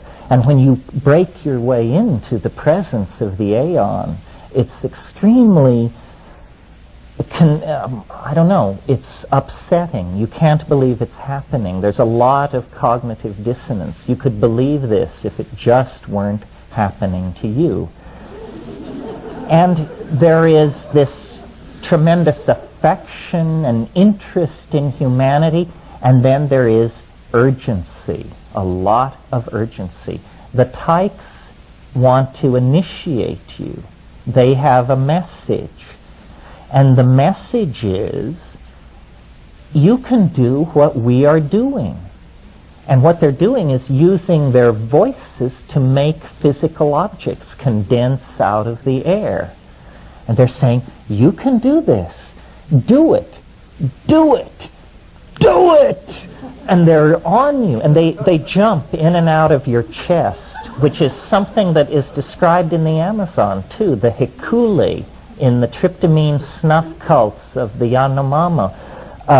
They jump in and out of your chest, and they are saying, do this thing, do it, suspend your belief, and eventually you do it. You discover that you can drop the filter of meaning, that your voice can move back several registers, and out comes elf chatter. And this elf chatter is able to wring the air in front of you like a washcloth and get alchemical gold to drip out of the air and to begin to condense in front of you. Well, by this time, most people would like to call time out so they can make phone calls to various philosophers. But there's no time out. It just keeps going. And these things have the aura of strangeness, of alienness is palpable. There's an emotion in there that we just don't have in this world, because it's composed of unbelievable alienness in the presence of unbelievable familiarity. It's an ecstasy that is a coincidentia oppositorum. Simultaneously, it is both what it is and what it is not. And the human mind can't handle that. That's called cognitive dissonance. I mean, you just go into a conniption fit of some sort. Well, the very first time I smoked DMT in 1967, with absolutely no expectation, this happened to me. And it has happened every time since. And then I've had occasion to observe people taking DMT in countries where it's legal. And what I see is there is an archetype which surrounds DMT, which you must make your way through it. But at the center of the archetype is not present, and only the alien is present. The archetype is that of the circus or the carnival. The carnival. Think for a moment about the carnival. It has two aspects. One is blazing light and activity. At the center of the triple ring, the lady in the spangled costume is high above the main floor, and the lions and the tigers and the clowns are parading around. That's part of it. But it has another aspect. Just off to the side of the big tent, there are the sideshows, the hoochie-coochie dancers, the two-headed man, and so forth and so on. In other words, there's this kinky, peculiar shadow side of it.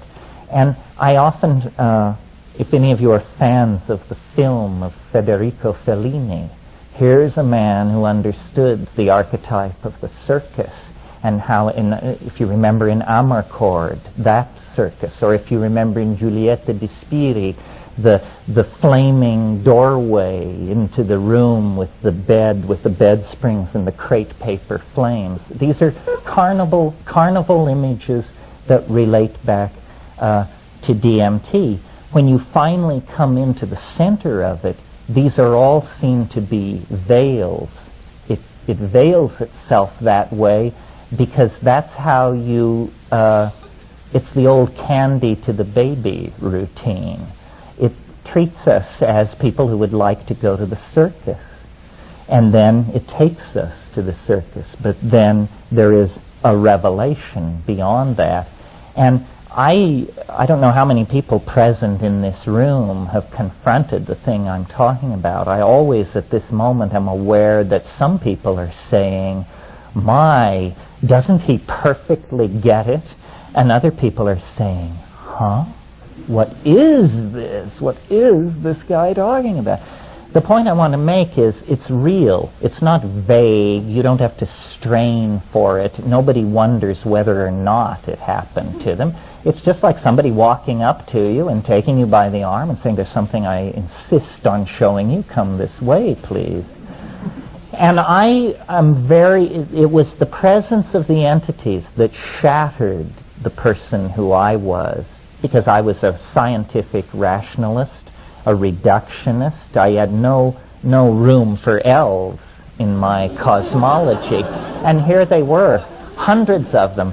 So it seems to me that this is a central question that shamanism has always dealt with, perhaps not with the kind of ontological sophistication that we imagine ourselves to have, but this is the question that must be asked.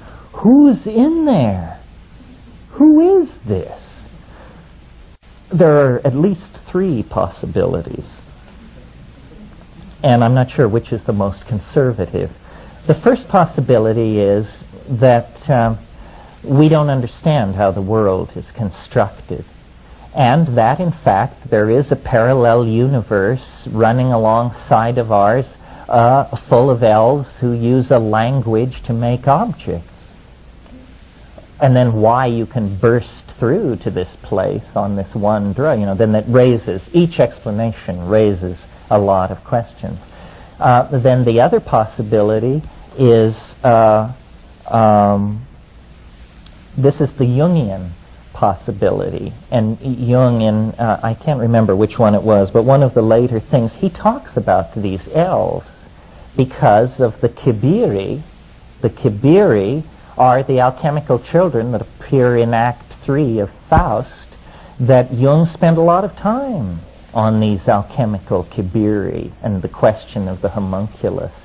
And he says at one place, I think he says, he describes them as autonomous psychic elements that have escaped from the control of the ego.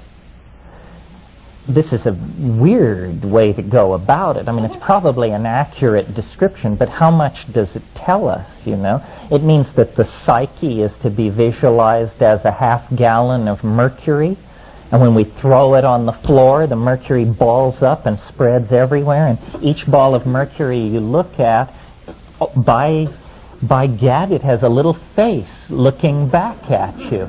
That's because mercury is a mirrored surface. You're looking at your own psyche shattered into thousands of pieces around you. Another possibility, and one I leaned toward for years, and I still lean toward, because I've noticed the radical nature of your explanation diminishes with the distance since the last time you smoked DMT. The longer it's been, the more likely you are to have some humdrum notion that you can pour it into. So the humdrum notion that I settled on was, well, clearly these are just extraterrestrials. They don't come in silver ships demanding to be taken to the National Defense Agency. This is how they come. Why they come this way, who knows? They're coming through mind. Mind is the medium in which they travel. Where do they come from? Who knows? Can it even be located in the Newtonian space-time matrix? I mean, what do you want here? A star catalog number? Would that satisfy you? And then finally, and I think I've exceeded my number of possible explanations, and then finally the explanation, which is my current favorite, it's a little disturbing, and I haven't quite figured out what to do with it, but I have a sense we're on the right track here. The reason the DMT space feels so peculiar, both alien and excruciatingly familiar, is because these things in this other place represent what I call an ecology of souls. This place is the one place you never thought you were going to make a visit to and come back to chat it around the coffee maker. They're dead. That's who these things are. This is the realm of the dead. Well, I have to confess, in all of my psychedelic voyaging and idea mongering and all of that, I never was able to go that far, to reach that far in my imagination. It sort of had to be presented to me. But if you go to shamans worldwide and talk to them about their spirit helpers and say, what's the deal with this? Who are these things? They say, well, these are the ancestors. Didn't you know? These are the ancestors. It's perfectly cut and dried and normal.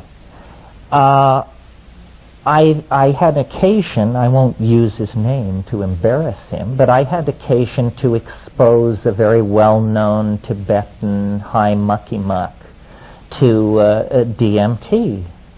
And he said after, he took it like a man, said afterwards, that is the lesser lights. That is the lesser lights. And if any of you are students of Mahayana Buddhism, you know that the lesser lights are the lights you see at the edge of the bardo. As you start into the 42-day process of dying, you encounter the lesser lights. This guy was saying to me, you cannot go further in the body and have any expectation of returning. In other words, once you see the lesser lights, you have stretched the umbilicus to matter to the breaking point. If you go one step further, it's eternity for you. Well, I don't know how I feel about this. The head tyke, I've had to then ask myself, the head tyke, is that me? Do you actually encounter your dead soul? Is there a dimension where you are both simultaneously dead and alive, both simultaneously witness and observer? I don't know, but I certainly think that if we're going to use a conservative explanation for these things, the only theory more conservative than that they are dead people is the theory that says that they are nothing whatsoever. And that just simply will not serve. I think it would come as a tremendous surprise to 20th century civilization if, orthogonal to all our expectations of space flight and virtual reality and all this techno-schmechno stuff that we're lining up in front of us, there would be a broadside from 90 degrees out of the unexpected, and it would be a doorway swinging open into the realms beyond organic existence. I resisted this fiercely, but I just don't know what we're going to do with these DMT creatures if we don't, try to find a rational explanation. And any rational explanation will be exotic, because the facts of the matter are exotic. Those of you who have not had this experience, who are sitting there thinking it would never happen to me, you're full of it. It will happen to you. This doesn't require the willful suspension of disbelief. This doesn't require a pure heart or dietary prescription. No, this is part of the human birthright. And the fact that we deny the existence of a non-human entity, intelligence on this planet, is just part of our heritage from rationalism. And, you don't have to take it very seriously, because rationalism, the philosophy that gives us permission to deny the invisible world, you know who founded the philosophy of rational materialism? Any takers? Aristotle was early. I think I'd give credit to René Descartes for modern materialism and rationalism. Well, You know who told René Descartes to found rationalism and materialism? An angel. Are you ready for this? This is a suppressed history episode in the history of human thought. Here are the facts, folks. 1619. René Descartes is 21 years old. He's a young Frenchman in search of adventure. He joins a Habsburg army that is going off to Prague to lay siege to Prague to put down an alchemical revolt there. They kick butt on these alchemists, win the war, and they're on their way back to France. And in September 1619, this French army camped at Ulm in southern Germany. Some of you may know Ulm as Einstein's hometown, and in fact that figures in our story obliquely, as you will see. This French army camps at Ulm, and René Descartes hits the hay, and in the middle of the night an angel appears to this young man in the radiance of his rooms and says, the mastery of nature is to be achieved through number and measure. Modern science is founded, folks, right there, right then, by an angel.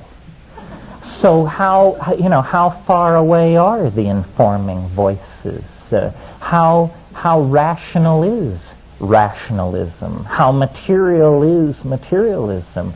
All of you must know, I'm sure, the famous story of Quigley, the German chemist Quigley, who discovered the benzene ring. He was struggling with this problem in physical chemistry, could not figure it out, fell asleep in his study, and the Ouroboros serpent appeared before him in his dream and took its tail in its mouth. And he came out of a sound sleep and said, I've got it. He walked to the blackboard, he drew the first benzene ring. Angelic intervention from the unconscious. So the point of all this is to suggest that human history is completely interpenetrated by the peculiar, the non-human, that which has intentionality and affection for mankind, for humanity. And this is what shamans call to their aid. This is how the curing is done.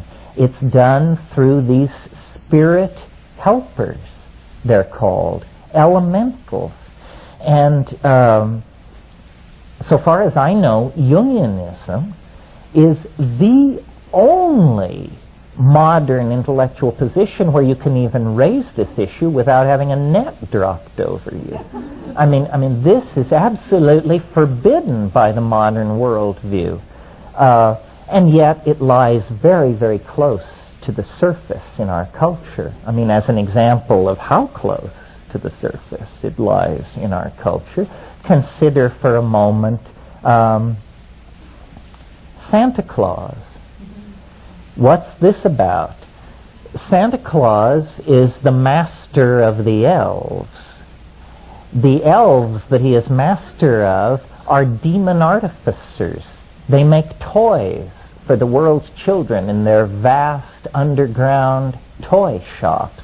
And where are these underground toy shops? At the North Pole. I don't have to tell a room full of Jungians that the North Pole is the axis mundi, Yggdrasil, the magic world ash, the center of the mandala. What are the colors of Santa Claus? Red and white, the colors of Amanita muscaria. Absolutely. What is the titulary animal of Santa Claus? Reindeer. Reindeer are very central to the Amanita muscaria cult because reindeer eat the mushroom and then excrete their urine, and this is thought to be a cleaner and easier way to take the mushroom than to take it on the so-called first pass. The second pass is after the reindeer have had it. just an anecdotal aside, if you're ever in the Yakut Basin, one of the great perils of the intoxicated Amanita user is to crawl out of the yurt in the middle of the night to take a leak in the snow, and before you can back off, the reindeer come and knock you headlong because they want to get to this Amanita-flavored snow. So here is Santa Claus right in the center of our culture, and when you take it apart, all the motifs are there. The demon artificers, the elves, the cosmic axis, the magical flight. I mean, it's a beautiful example of the preservation of pagan psychedelic use into a modern context. What can we say about this? Oh, well, I know. One more thing I wanted to say about it. This program that these tykes are pushing is a language skills program. And we don't know how long people have been bursting into this place. This may be the source of language. Where did language come from? We learned it from elves in hyperspace. Is as good a possibility as any other. And this is still ongoing, this language reformation program. They want us to activate our language forming ability. And language in the DMT flash, as I said this morning, it's something beheld. Syntax is something potentially to be looked at, not to be heard. And we don't understand this because for us language is something that you hear. We can't imagine a language that you see. But have you ever noticed the way in which we preserve clarity of intention in language with verbal metaphors? We say, I see what you mean. He painted a picture. It means we unconsciously believe that truth will be beheld. And some of you who are students of the ancient literature may know Philo-Judaeus, Hellenistic Alexandrine Jew, absolute contemporary of Christ, born before, died after. And in one of his treatises on the Logos, which he was always talking about, Philo-Judaeus presents an etymology of the word Israel, talking about the word Israel, and he says Israel means he who sees God. This is the meaning of the word Israel. And then he goes on to say this he who sees God. He's talking about that, and he says, what would be the more perfect Logos? Now, I should assume most of you know the Logos was an informing voice, a voice in the head, which was the sine qua non of Alexandrian spirituality. Socrates had it, Plato had it, the Logos. So Philo-Judaeus asks, what would be the more perfect Logos? And then he answers his own question. He says, the more perfect Logos would go from being would go from being heard to being beheld without ever crossing over a noticeable moment of transition. Well, that is precisely what you encounter in deep psychedelic experiences and the DMT flash. You behold the Logos. In the initiation of the experience, you don't behold it. You hear it. It sounds, in Michael Harner's wonderful phrase, like the sound of rushing water, or like the sound of tinkling bells. And it's very far away. And then it begins to come closer. You begin to form a picture of it in your mind the way you would form a picture of a Nepali marching band if you just heard it about a half mile away, and the pa, and it's getting bigger. Coming closer, this is the elf parade, And when it finally comes into view, it actually goes, without ever passing over a noticeable moment of transition, from being heard to being seen through the phenomenon of approach. You hear it before you see it, then you see it far away, then you see it very close, and when you see it very close, who cares what it sounds like, because you're seeing it. This more perfect logos is what the tykes, the spiritual helpers, want to teach. And I think that it's important to spend a little time on this, because I think this would have tremendous historical impact upon our situation if we could, by hook or by crook, create a more visible logos, a language which could be seen. You've probably all considered at some time or another, what would telepathy be like? And I think most people answer that question by thinking that telepathy would be for me to hear what you think. But how would it be if telepathy were for me to see what you mean? That's telepathy. If it puts you in the other guy's shoes, if you stand in the other person's shoes, you are the other person. To have a person's point of view is to be that person in regard to that single datum of experience. So I've spent time with virtual reality people and all these technical folks, because I think that visual language is something that wants to be born. And it may be that it can be technologically coaxed into existence, that we're going to have to wear goggles and have fast computers, or it may be that it can be physiologically coaxed into existence. There may be drugs which shift the processing of language from being an auditory phenomenon to being a visible phenomenon. Ayahuasca is an excellent candidate for this. If you spend time with the ayahuasca-taking populations in the Amazon, there's great stress in these populations on acquiring what's called an ícaro. Ícaro means magical song, and the ícaro is a spontaneous chant-like song which comes to you during the intoxication. The thing that's interesting about these ícaros is that they are critiqued as visual objects, not as sound. People never say of an ícaro, it sounded beautiful. They always say, it looked lovely. And then people will say, but there should have been more blue. This kind of thing. It's clearly being criticized as a visual modality.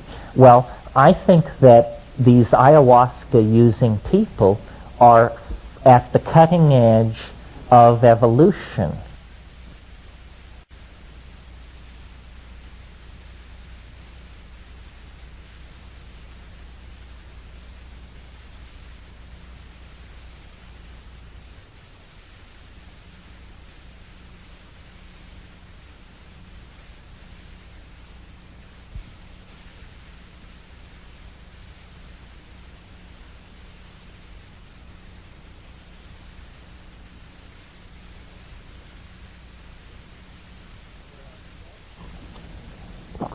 They are forcing the evolution of the modality of language. It may be that the processing of language is not hardwired, not physiologically wired.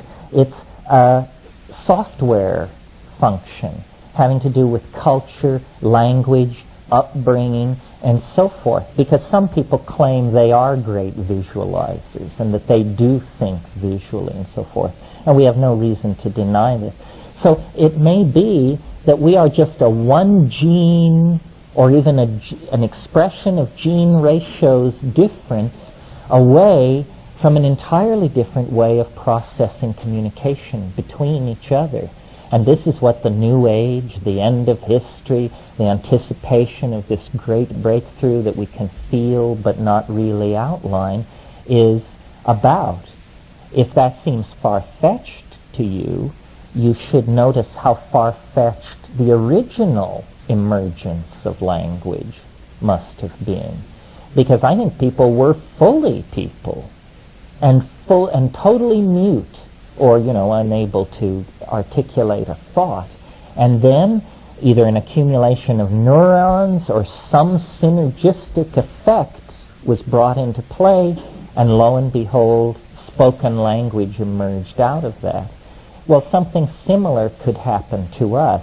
In the morning session, I talked about the forced evolution of language, paying attention to our language.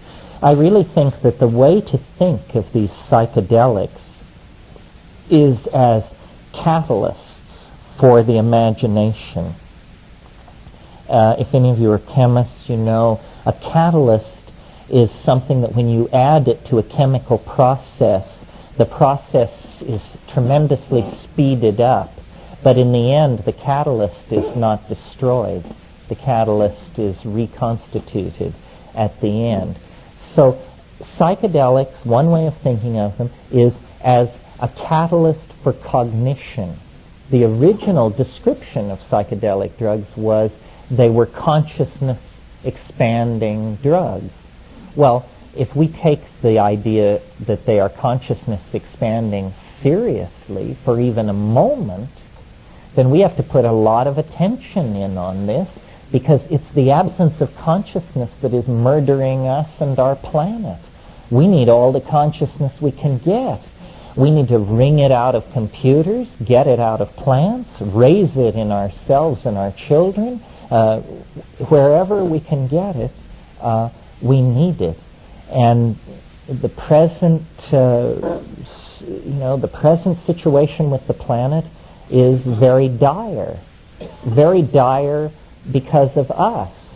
Our unchecked evolution in a single direction along the gradient of culture has now created a toxic planet that is an endangered planet.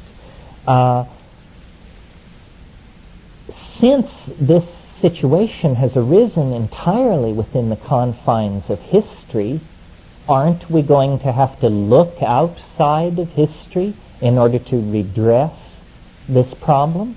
I think so. And when we do look outside history, then we find the institution of plant shamanism there, waiting to inform us, to educate us, and to show us how to set our a course out of the present dilemma. I don't think we can find our way out by ourselves. I don't think we can get high by ourselves, and I don't think as a species that we can save this planet by ourselves.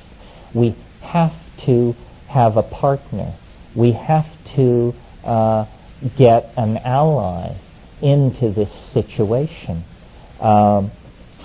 Just in closing and as an example, the mushroom has a tremendous problem-solving ability. And because we can talk to it, we can ask it questions. We can actually get a non-human perspective on human problems. A few weeks ago, I made this statement before a group of people somewhere, and after the talk was over, somebody came up to me and said, well, so why don't you ask the mushroom how to save the world? And I just put it off, thought it was the wrong attitude. But then later I wondered about this question, how to save the world, and I thought, well, maybe I've been too circumspect with the mushroom. Maybe I should just put it to it. So I carried out the experiment and put to them, how do we save the world? And now I don't offer this as the solution. I'm going to tell you the mushroom's answer so that you can see how our backs aren't quite to the wall yet. There are still avenues to be explored. I said to the mushroom, how can we save the world? There was a hesitation of 1/3 of a second, approximately, and then the mushroom said, no woman should raise more than one natural child. And I said, What? Said no woman should raise more than one natural child. So I took that home with me and I thought about it. Here are the consequences of following that piece of advice. The population of the earth would be cut in half in 50 years. 50 years following that, it would be cut in half again. 50 years after that, in half again. In 150 years, the population of the earth could be under 1 billion people. Nobody was shot. No wars were fought. No one was told they could not have a child. No one was coerced. No one was starved. Then I started looking into this thing about children and population. And most of you, like me, probably imagine that the world has a population problem. And this population problem is going on in places like Pakistan and Bangladesh because, dag-nabbit, those little brown people will just not stop having children. Well, I looked into it, and I've got a surprise for you. A child born in America will use between 600 and 1,000 times more natural resources and energy than a child born to a woman in Bangladesh. Suppose you went to Bangladesh and you met a woman, a young woman of childbearing age, and she told you that her ambition in life was to have 1,000 children. You'd be appalled. I mean, what kind of social responsibility is this? What kind of person are you that you want to do this? An American woman having one child is having the equivalent of those 1,000 infants. Now, another interesting thing about this suggestion made by the mushroom, that each woman should rear one natural child. When we think of population control schemes, the first objection is, my God, you can never sell this to people. They have these religions, they have these centuries of tradition and so forth. It just won't wash. Notice that what the mushroom suggested is most likely to be accepted by the person most important to convert. We don't want to convert the women of the back streets of Bangladesh to this policy. We want to convert the women of Sherman Oaks, Malibu, Santa Monica, Grosse Pointe, Boston, New York, Philadelphia, because these are the women whose children are using the resources. So here is, in one sentence, the mushroom was able to answer a question I put to it with a suggestion I had never dreamed of that seems, at first glance anyway, to stand up pretty well, and I've spent a lifetime trying to figure out ways to solve human problems. See, we're a little stupid because we're all alike. And something years ago the mushroom said to me, which deals with this, was people are always this question of enlightenment. And the mushroom said, for one human being to expect to obtain enlightenment from another is like a grain of sand on the beach expecting to attain enlightenment from another grain of sand on the beach. Don't you get it? You're all grains of sand. I mean, Joe Schmo, who runs a body shop, and Mukta Ruby Baba are the same people. There's no difference between those two guys. No reason to assume so.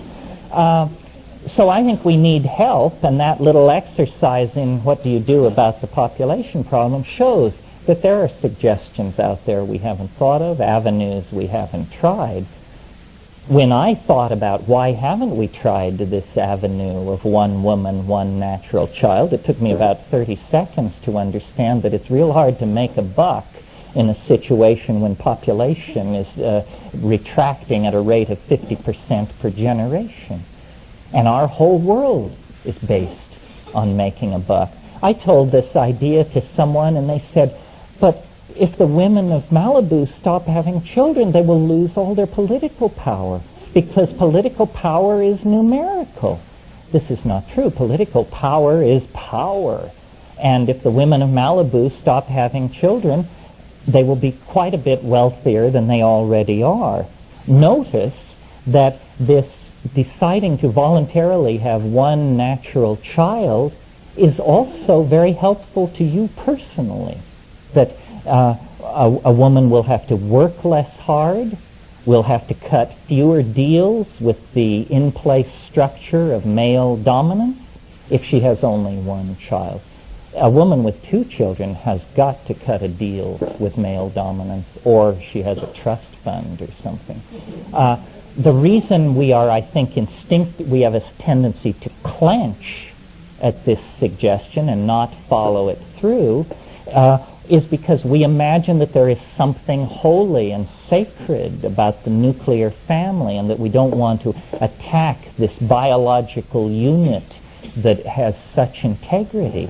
But this is a bunch of nonsense. The nuclear family has no biological integrity whatsoever. It's a creation of the post-industrial Reformation.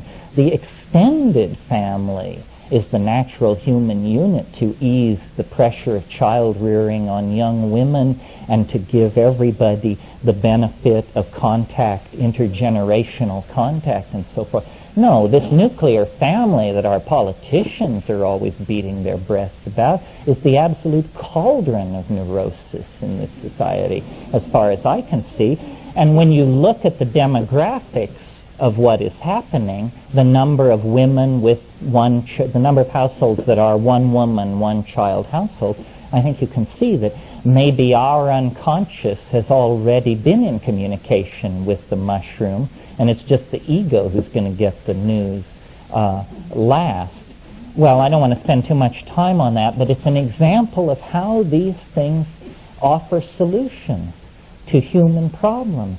And if it can offer solutions to a human problem like overpopulation by 6 billion people on a planet, then it can surely take care of the needs and concerns of a group of rainforest hunter-gatherers that number 70 or so people. I doubt they can conceive of a question that it doesn't have an answer to, because it can operate on many levels simultaneously. And this is an example of consciousness in action. You see, me plus nothing had nothing new to say about the population problem. Me plus psilocybin had a whole new take, a suggestion. We can swat it down and ultimately decide it's a bunch of malarkey, but at least there was a new thought, a new try, a new hope. This is the consequences of consciousness. And we're beset by problems like this. And we shouldn't assume that they are insoluble simply because we haven't solved them. In fact, we must assume that they are soluble, or else we are not going to have a place to hang our hat in 50 years. But the solutions come through an act of humility, an act of opening to the dynamic of nature, the feminine, the psyche. The ego is the calcareous knot of tumorous tissue that stands outside of all that and cannot be trusted and cannot be relied upon. And so by attempting to dissolve that, to mitigate its hard edges, to smooth it out into the greater context of being, then we really discover what humanness is about, because humanness is not something that can be encompassed from the point of view of the ego. That's why, having created the ultimately egoistic society, we've created a society with so little humanity in it, you know. And I see the psychedelics as and make the world a better place than we found it, which is certainly not our record so far. But it's not too late. I mean, H.G. Wells called history a race between education and disaster. It's not mere coincidence, nor even mere synchronicity, that at this moment in time and space, with these tremendous crises bearing down upon us, that we have reached out to the archaic peoples with a new attitude, not an attitude of how can we enslave them, but how can we learn from them. And my hope is that here in the final ticking of the clock of history, we are going to end our prodigal descent into the desert world of the ego and return with what we have learned, the fruits of the prodigal journeying of the errant son, which is what history has been, return with the fruits of that prodigal wandering to the larger human family that waits on us in the rainforests, in the deserts, in the marshes, in the thorn forests of this planet. The archaic people are waiting for us to get on the train, and then the train will be able to depart. But we have to awaken to our past, and then we can set a course toward a meaningful future. That's the wrap, basically.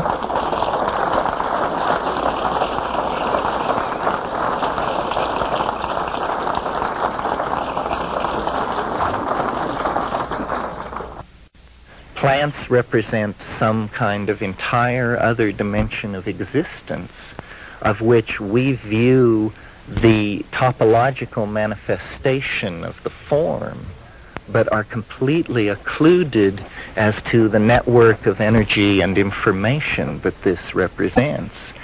And like the zoological kingdom, which has thousands of forms of expression and progressively more complex forms which culminate in self-reflecting primates, the vegetable kingdom seems to have intelligent species and gradations of awareness in the world, so that we are opening a dialogue at the end of history with this other form in the biosphere, which we are just beginning to cognize as our own understanding about what the world is really about falls into focus. And certainly 100 years ago, no one would have thought that this was in the direct line of historical development of the high-tech civilizations, that they would have to explore the mind of the vegetable plant goddess, who was the only force contending with them for control of the planet. That's what it's come down to. So, with that kind of idea in mind, the notion of plant and planet, which is a phrase of Anthony Huxley's, which is wonderful. Kat, maybe you would want to talk about this. Is this a good... Yeah. I was thinking last night and this morning about plants particularly because of our talks that I anticipated, and back at the tent a little while ago I had a gnawing feeling that I was ignoring the animals too much, and then I arrived here and they all began to gnaw on me. I just got about 14 ant bites just sitting here. You see me scratching all over. So I feel grounded again.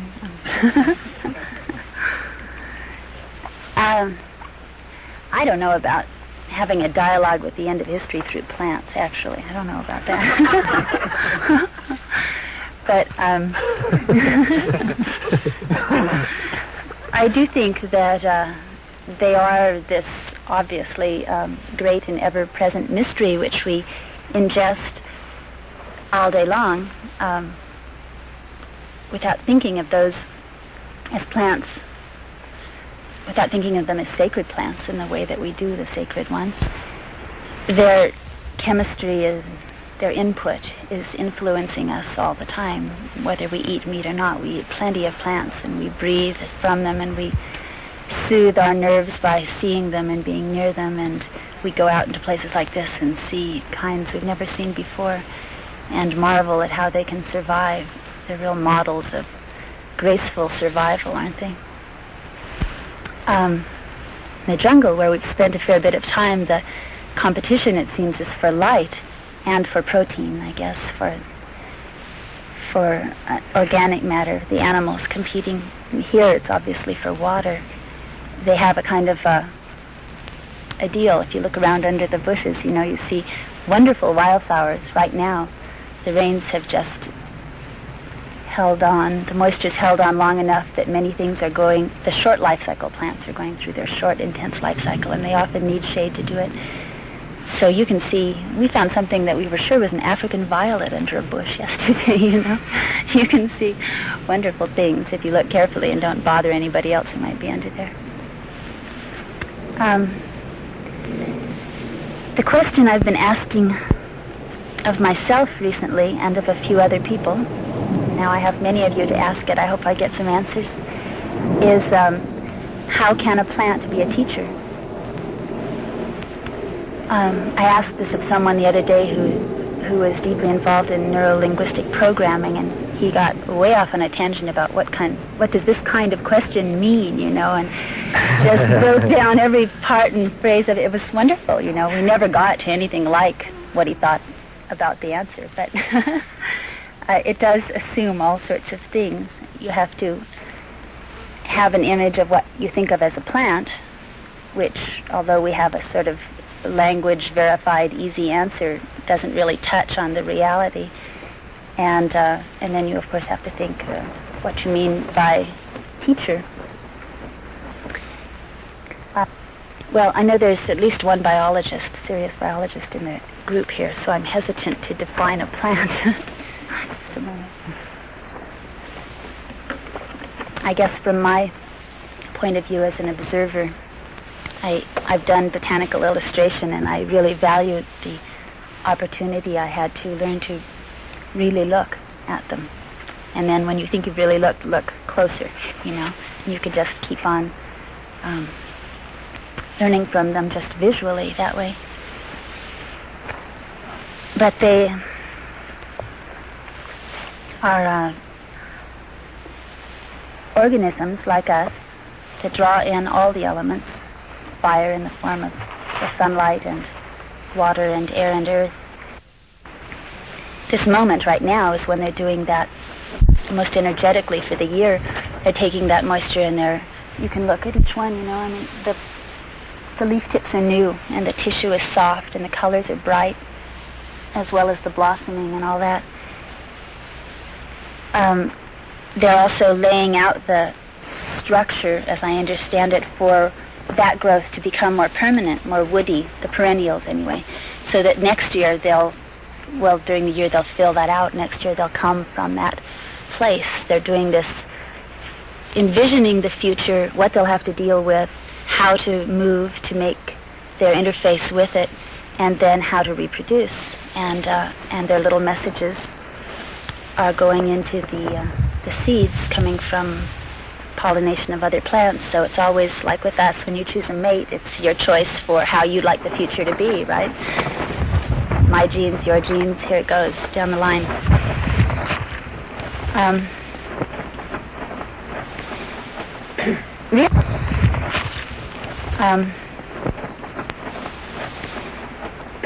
Really all I have about this is questions. I hope you don't mind if I just throw questions up, and then if anyone wants to say anything, please do, including you, you know.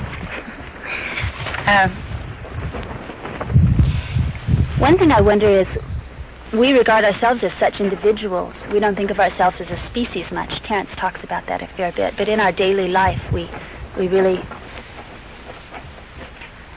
identify ourselves as individuals, as some of us having more power, more clarity, more energy, more talent, whatever. We divide that way.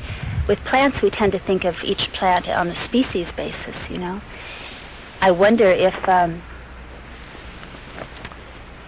how much that's true.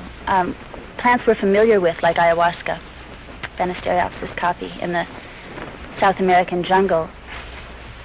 If you want to make this visionary drink, you go and find a member of that species, but different members have different potencies and different takes on the same kind of message. This gets to the teacher part.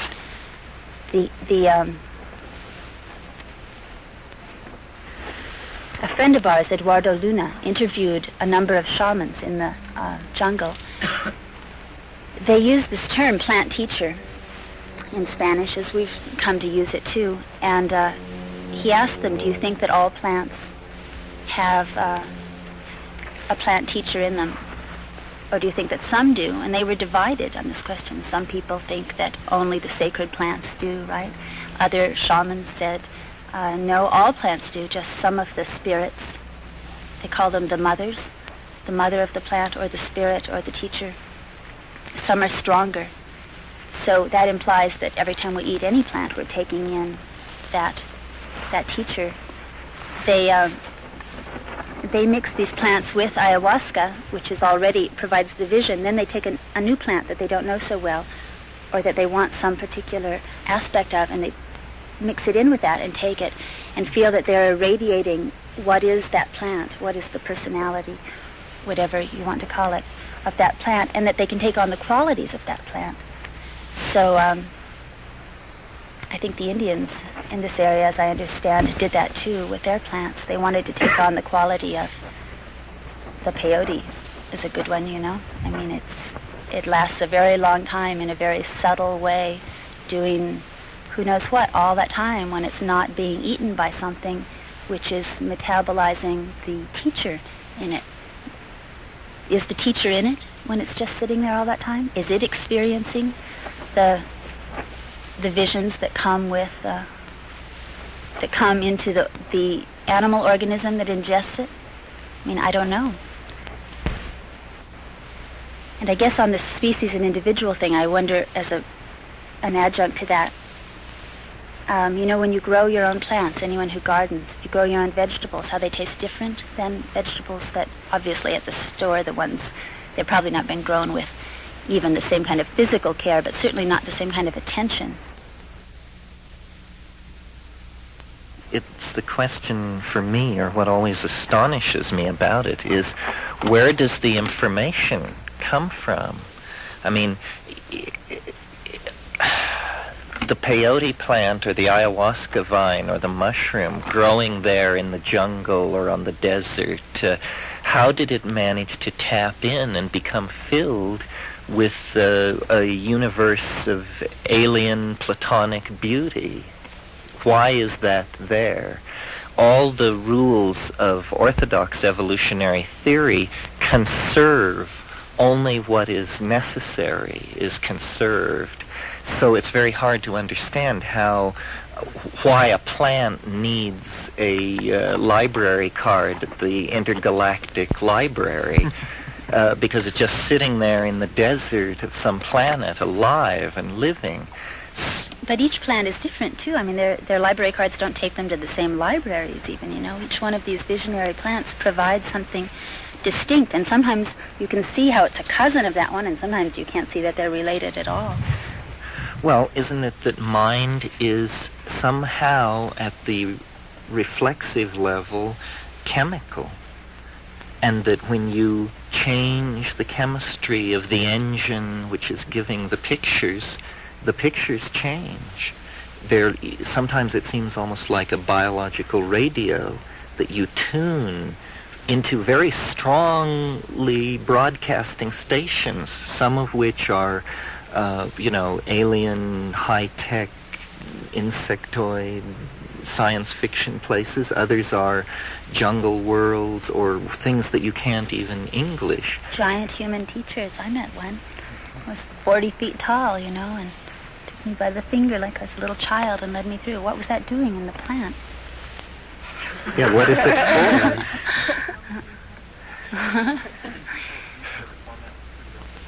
Sure. Yes.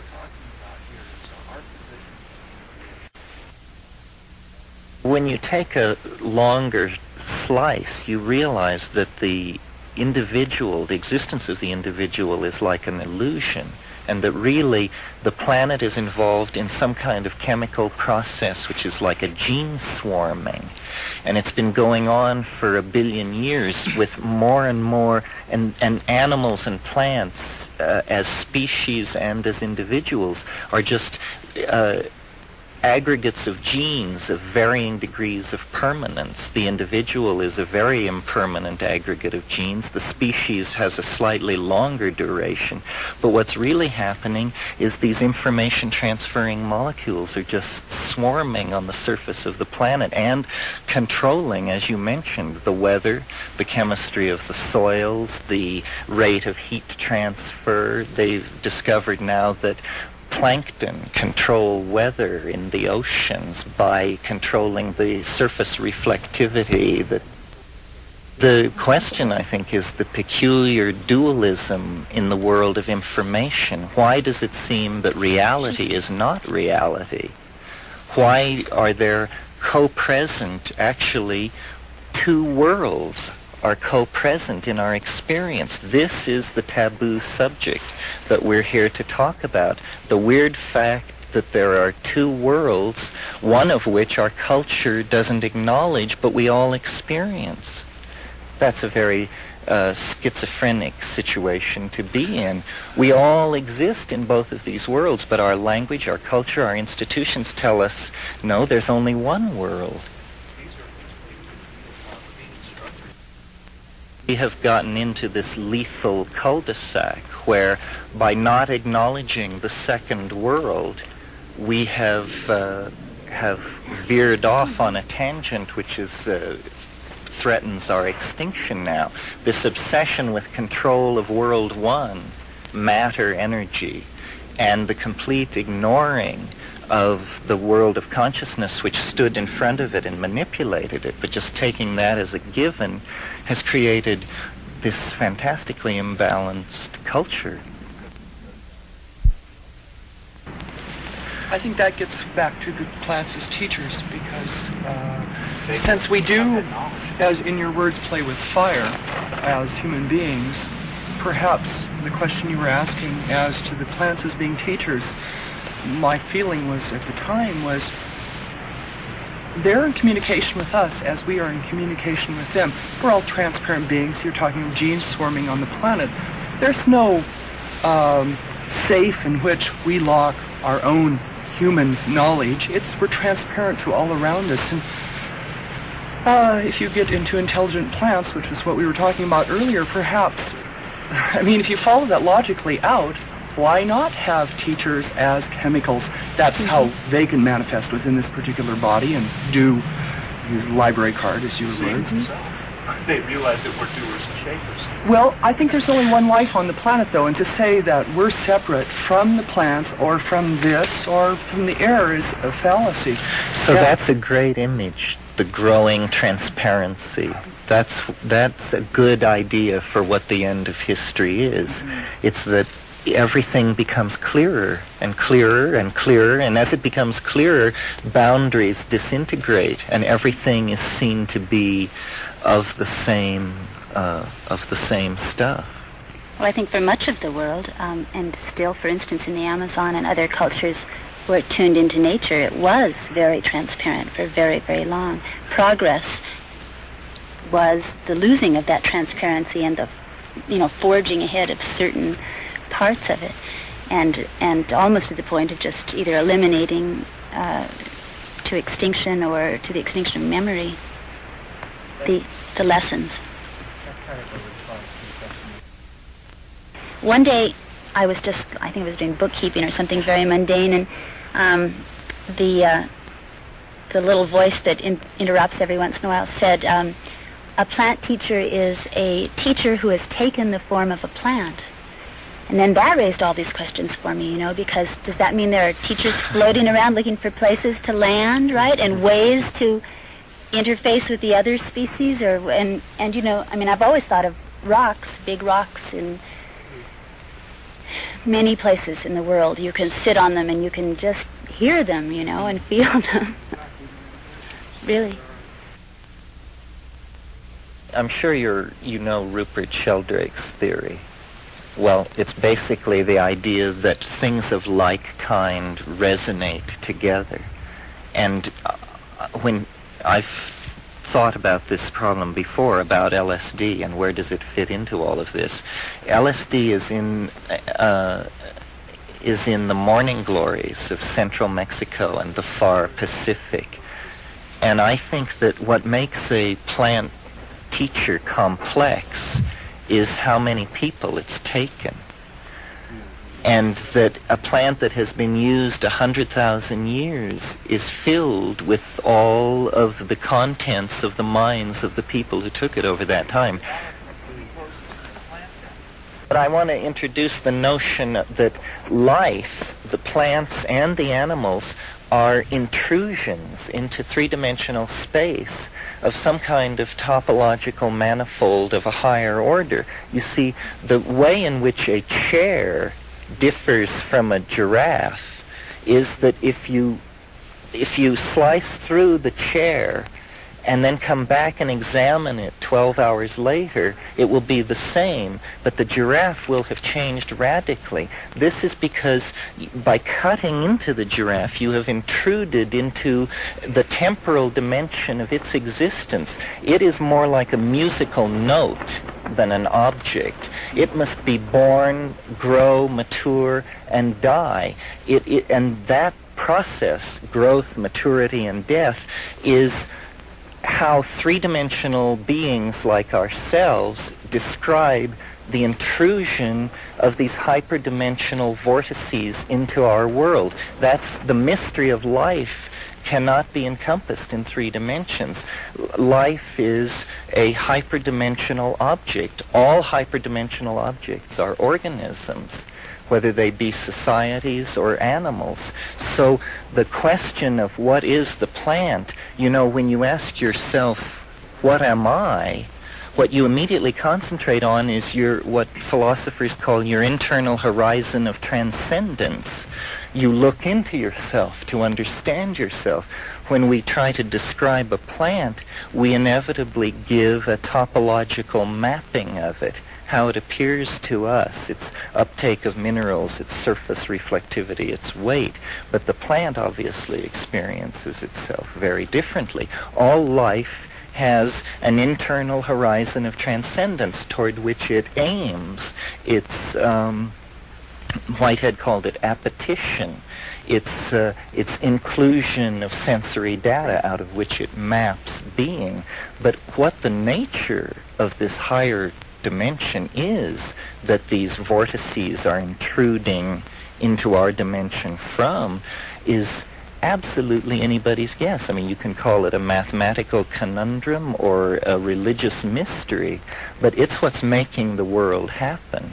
It's how the mystery of our being will eventually be shed one more level of veil to let us understand it. You see, an organism is a chemical system which does not run down.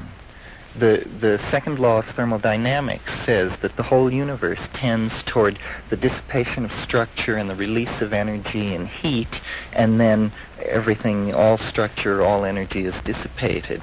But the life has achieved the miracle of, by being an open system and taking material into it and extracting energy from it and getting rid of waste, life has been able to leave the main stream of thermodynamic degradation and establish itself at an equilibrium point off that graph and maintain itself there for, at least on this planet alone, 4 billion years. Now, the average life of a star in this galaxy is on the order of 2.5 billion years. Some last longer. But that means that biology is no epiphenomenon, no iridescence off the surface of matter, as the 19th century physicalists wanted to describe it. It means that life is indicative of a physics of higher dimensions which intrudes into this otherwise thermodynamically degrading system which we call the physical universe. And information, there seems to be an informational ghost of this universe which is somehow co-present at all points within the matrix, perhaps a la Bell's theorem or something like that. And that's what the psychedelic experience shows you. It shows you a hologrammatic space of information, where by sitting still in your room and sending the mind, you can cross the universe in an instant, and return. And the question of, is this real, is in bad taste. It violates the two ontological categories, you see. I mean, it just isn't done. But you're right. But the plants seem to be the things which shake us out of these cultural conventions.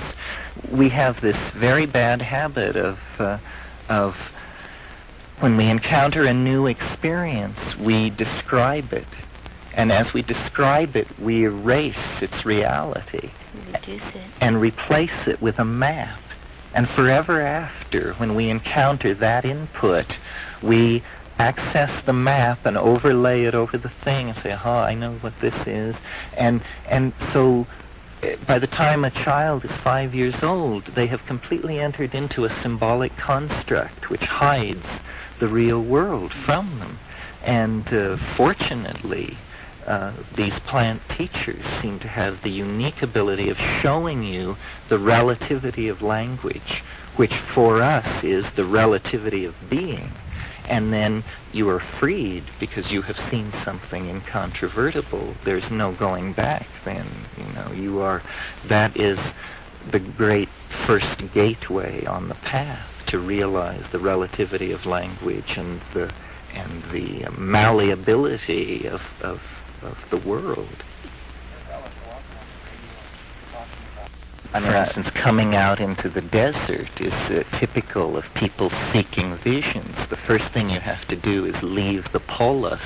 Culture is this effort to hold back the mystery and replace it with a mythology, which is then in the control of those who recite that mythology, whether they be shamans or priests. This holding back of reality is what Christian theologians call the fall, our strange alienation from nature that causes us to crowd into cities and mint money and put a price on everything. And this is why it's so important to go back to the Amazon and eastern Indonesia and these places and try and understand what spark it was that those people kept, over the millennia, while we became the prodigal son and wandered into matter and, hoard in the cities on the plain, and have now come full circle and returned at the end of history with the dilemma that we have made such a mess of things that there's nothing we can do now but lay.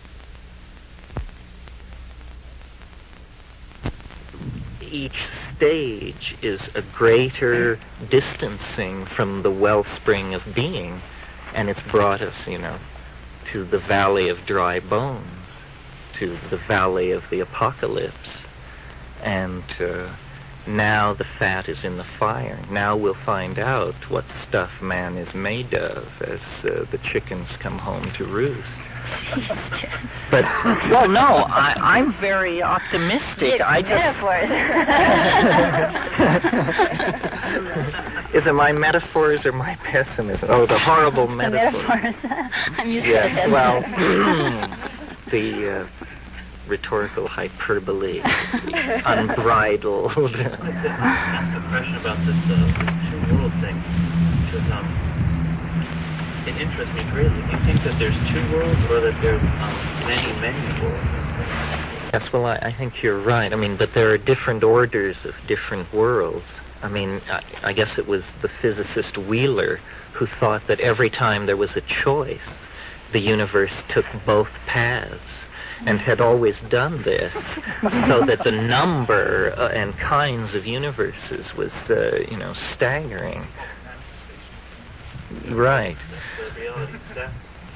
I find that cumbersome. And but there certainly seem to be a number of universes, and there seem to be different kinds of universes. For instance, you can tune from channel to channel, but some of them you can't make heads nor tails out of, you know. It's just too far away from your conceptual schema for you to be. So it's sort of like watching ideological mandalas or something. You can't say much about it afterwards, but it certainly was compelling while it was going on. And well, I don't know, Robin. You're such a skillful questioner. You've brought yourself to the doorway of my most recent mania. Maybe I should unburden myself briefly about it. One of the weird things about growth, or trying to make your ideas always become new, is that you always assume you're going to know what the next step is. That even though you're going to become more and more enlightened, there won't be any surprises. So a few weeks ago, I was meditating in my usual fashion, and I began to get this new idea, which was so weird that I immediately shifted into, this is not the truth. This is not a transmission about the nature of reality. This is a plot for a science fiction novel that I should write, and tried to hold that as the defense. That was my shield against the onslaught of this thing. And I've never been one for Atlantis or Lemuria or all these invisible prehistoric lands and places that people enjoy so much. But I was told a very funny thing, which I will share with you. It's a funny idea. Now let's see, how does it go? It has two versions, one of which speaks a scientific language, the other speaks a mythological language. Okay, so the scientific language goes like this. There's something in the universe called a fractal soliton of improbability. This means it's a unicate event. It only happens once in the lifetime of a universe. You can think of it as a wavelength with one wave. That's why it's called a soliton. And if one of these things move not in ordinary three-dimensional space, but in some kind of much higher spatial manifold, and when they collide with a planet, or when one collides with a planet in a universe, the time stream of that planet is divided, and two copies of the entire planet spring into existence without either having any knowledge of it. It just is something which happens. So this voice was telling me that this had happened to the Earth, and that this was the secret that we were all striving to understand, was that an event in the past had actually divided our time stream, and that a twin of this planet had come into being in another dimension. Okay, so that's the scientific explanation of it. So the mythological explanation was that the universe, it's Gnostic, that the universe is the creation of a demiurge, not the highest expression of divinity, but a kind of demon, a fallen creature, and that this demiurge was able to coax itself into being and actually incarnate into history as a human being, and that when this happened, this was then the mythological expression of the fractal soliton of improbability. And when it happened, the time stream split. The universe is the creation of the demiurge, and the demiurge impelled itself in the form of an individual. Right. And this is sort of, Waited a long time. When you're a demiurge, who can hurry? Okay, go ahead. Okay, so the time-splitting event had to do with the career of Christ, who was an extraordinary manifestation of energy in the historical time stream, not to be confused with a Buddha or a Mohammed or a Zoroaster, who were great saints. And it was something else. It was, in some sense, what it claimed to be, but in some sense. Okay? So now, at the moment of, and you can choose either the Immaculate Conception or the Resurrection, depending on which side of the bed you got up on today. But at that moment, the time stream split, and this other place came into being without having any awareness that, and they were identical at that moment, these two worlds. Now, Christ had no children, so, what I forgot to say was that the event, the fractal soliton of improbability, has this quantum mechanical half charge, so that in one of the universes it happens, in the other universe it doesn't happen. And so everything about these two worlds was the same, except that in one of them the Immaculate Conception had not taken place, or the resurrection had not taken place. Now, because Christ had no children, in the world in which he was absent, it was not a genetic line which was missing. It was an ideological line which never received expression. And consequently, as time passed, first decades and then centuries, the absence of this particular intellectual influence in the world changed the world radically in the following way. Greek science did not suffer the suppression that occurred with the conversion of Constantine. The academies were not closed. The Hermetic knowledge was not repressed. Conversely, the empire was stronger and was able to repel the barbarian invasions of the 2nd to the 5th century. And mathematics, which had halted in our world at Diophantus, proceeded through his disciple Hypatia to develop a calculus by AD 370, so that the millennium of Christian stasis that occurred in our world did not occur in that world. And as time passed and engineering advances occurred, by around 850, they had ships which were able to cross the Atlantic Ocean. And they encountered the Mayan civilization reaching its fullest flower in Guatemala and on the Yucatan Peninsula. And in fact, in this vision, I saw the Roman Emperor Cosmodorus V make a pilgrimage to Tikal in 920 to be present at the coronation of a king at the end of Baktun VIII.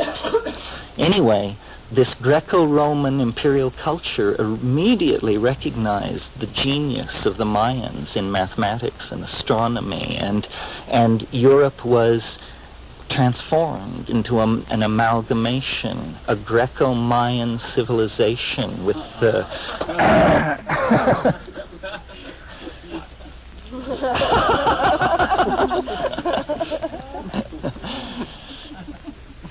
So let me see.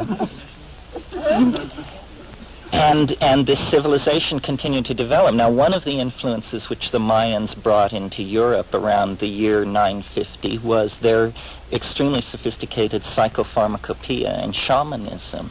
And this mated with Neoplatonism and Hermeticism, so that rather than science developing as it developed in our world, a kind of magical psychopharmacolytic technology of thought and understanding was what was developed over the centuries. And then in later centuries before it happened in our world, they contacted the Orient. And the Sung, the dynastic influence of the Sung, poured itself into the creation of a global civilization, such that by around 1200 AD, they were able to land on the moon and create a cybernetic global civilization similar to the kind we have now.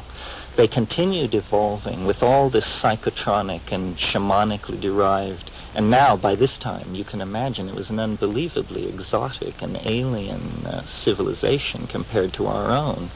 The fruits of their psychedelic and psychoanalytic investigations into higher space was the discovery of our world.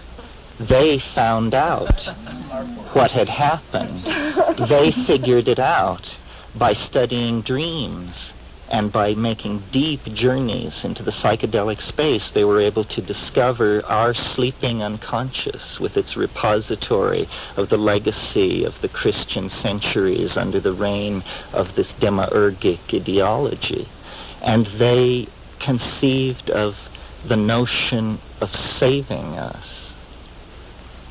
And it has to do with this whole thing about the UFOs and influence in dreams and astral traveling, and the other side is actually the manifestation of this bizarre Greco-Mayan postmodern starfaring civilization trying to reach across the dimensions to save us from the momentum of our history by making us aware of, first of all, their existence, and also their technology, which is evolving toward a point where I think around the Mayan millennium, around 2012, the time island we will flow past the time island, and the two time streams will be rejoined, and we will make peace with this civilization, which is now 1,000 years more advanced than us,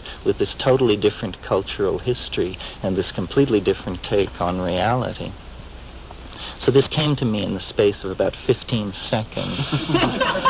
And more details have flowed in, and I use it mostly as a meditational device because it's so interesting to ask to be told about how this other civilization developed. Its amazing exoticism, its Neoplatonism, its Taoism, its Mayan influences melded into a completely different kind of civilization than the one that we inherited. I've always thought, that Christianity, without making any judgment about Christ himself, that Christianity is hands down the single most reactionary force in all of human history. And where would we be had that 1,200 years not been given over to this peculiar meditation, All the pieces were in place for the kind of civilization that I've outlined. It was just a coincidence.